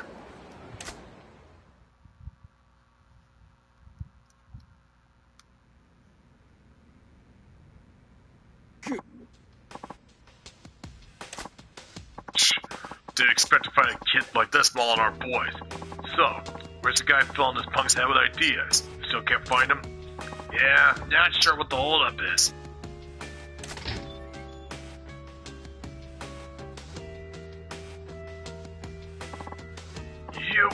You did come for me. Well, well, well. So this is our mastermind, eh? Wait, where's the boys who brought you? They're taking a nap outside. You sure pull out all the stops to deal with one stupid kid. What a circus. Wait a minute. I recognize this bastard. Huh? It's Kiryu. But the Dojima family put a bounty on him. It's the guy the Dojima family's after. Kazuma Kiryu. What? You're shitting me. Kazuma Kiryu? Why would a walking dead man fight this kind of shit? Like I bought her hunting down weaklings like you. Shinji here shoved a load of BS down your throat. So that's the story. Well, screw it. I don't give a shit anymore. It's our lucky day. All we gotta do is take this clan to the Dojima family and we're in the good graces of the most powerful family in Kamurocho. Ah, boy. Alright. Then cave his face in. He's our ticket to the big leagues. No, I'm just your ticket to the hospital.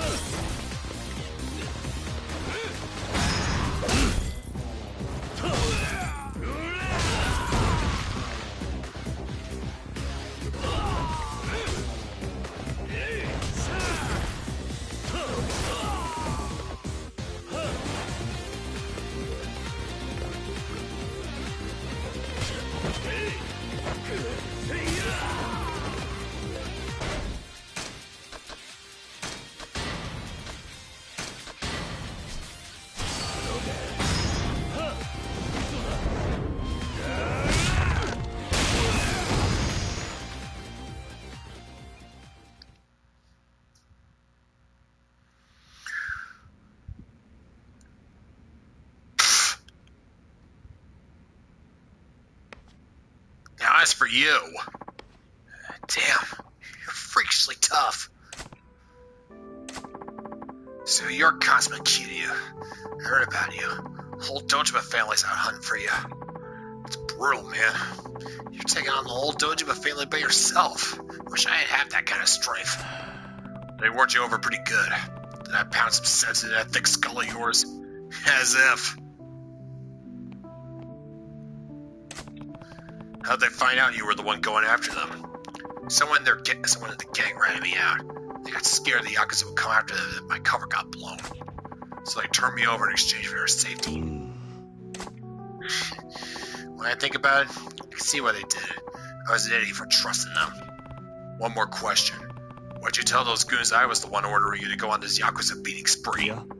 Because if I didn't get them something, these guys were going to take me and bury me off in the mountains. I figured there was no way I could take you. I figured there was no way they could take you on. So I gave them a description. I told them you were my boss. I had to.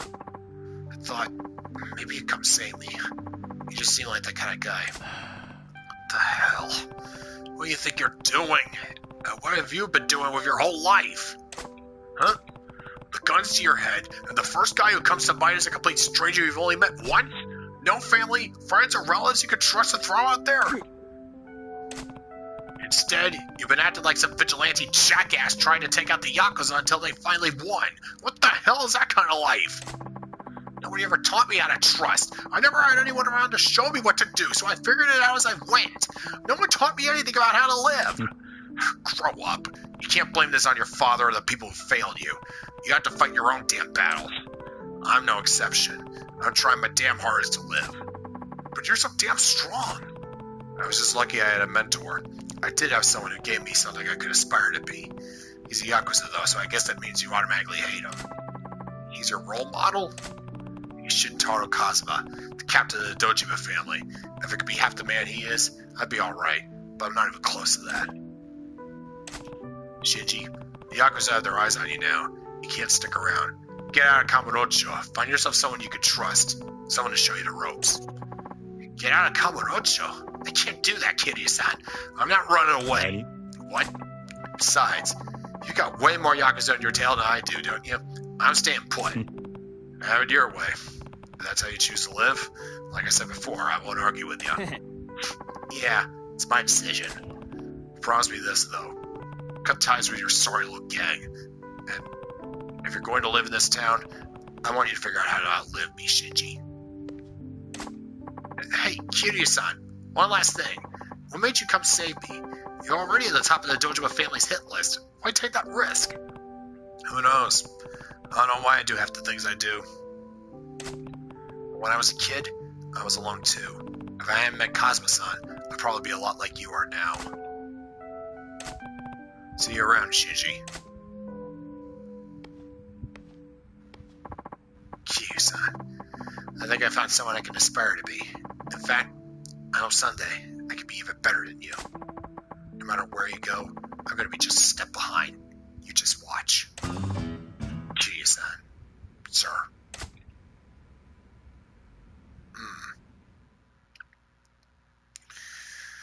Well, hopefully, hope that kid goes places.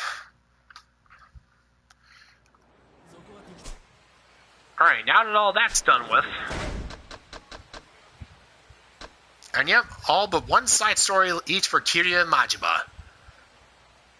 Alright, so with that, I'm going to go and spend my time playing these new gambling games, and complete all the, let's see here. Yeah, just get some stuff off the completion list. Yeah, lots of karaoke, lots of fishing, mahjong, let's see, shogi, bowling, batting, etc., etc., etc. Yeah, it's gonna be a bit of a while. Alright, so, and then next time, back onto the main story. Till next time, folks, stay with Stream of Consciousness, stay inside, stay safe, stay healthy, and bye-bye!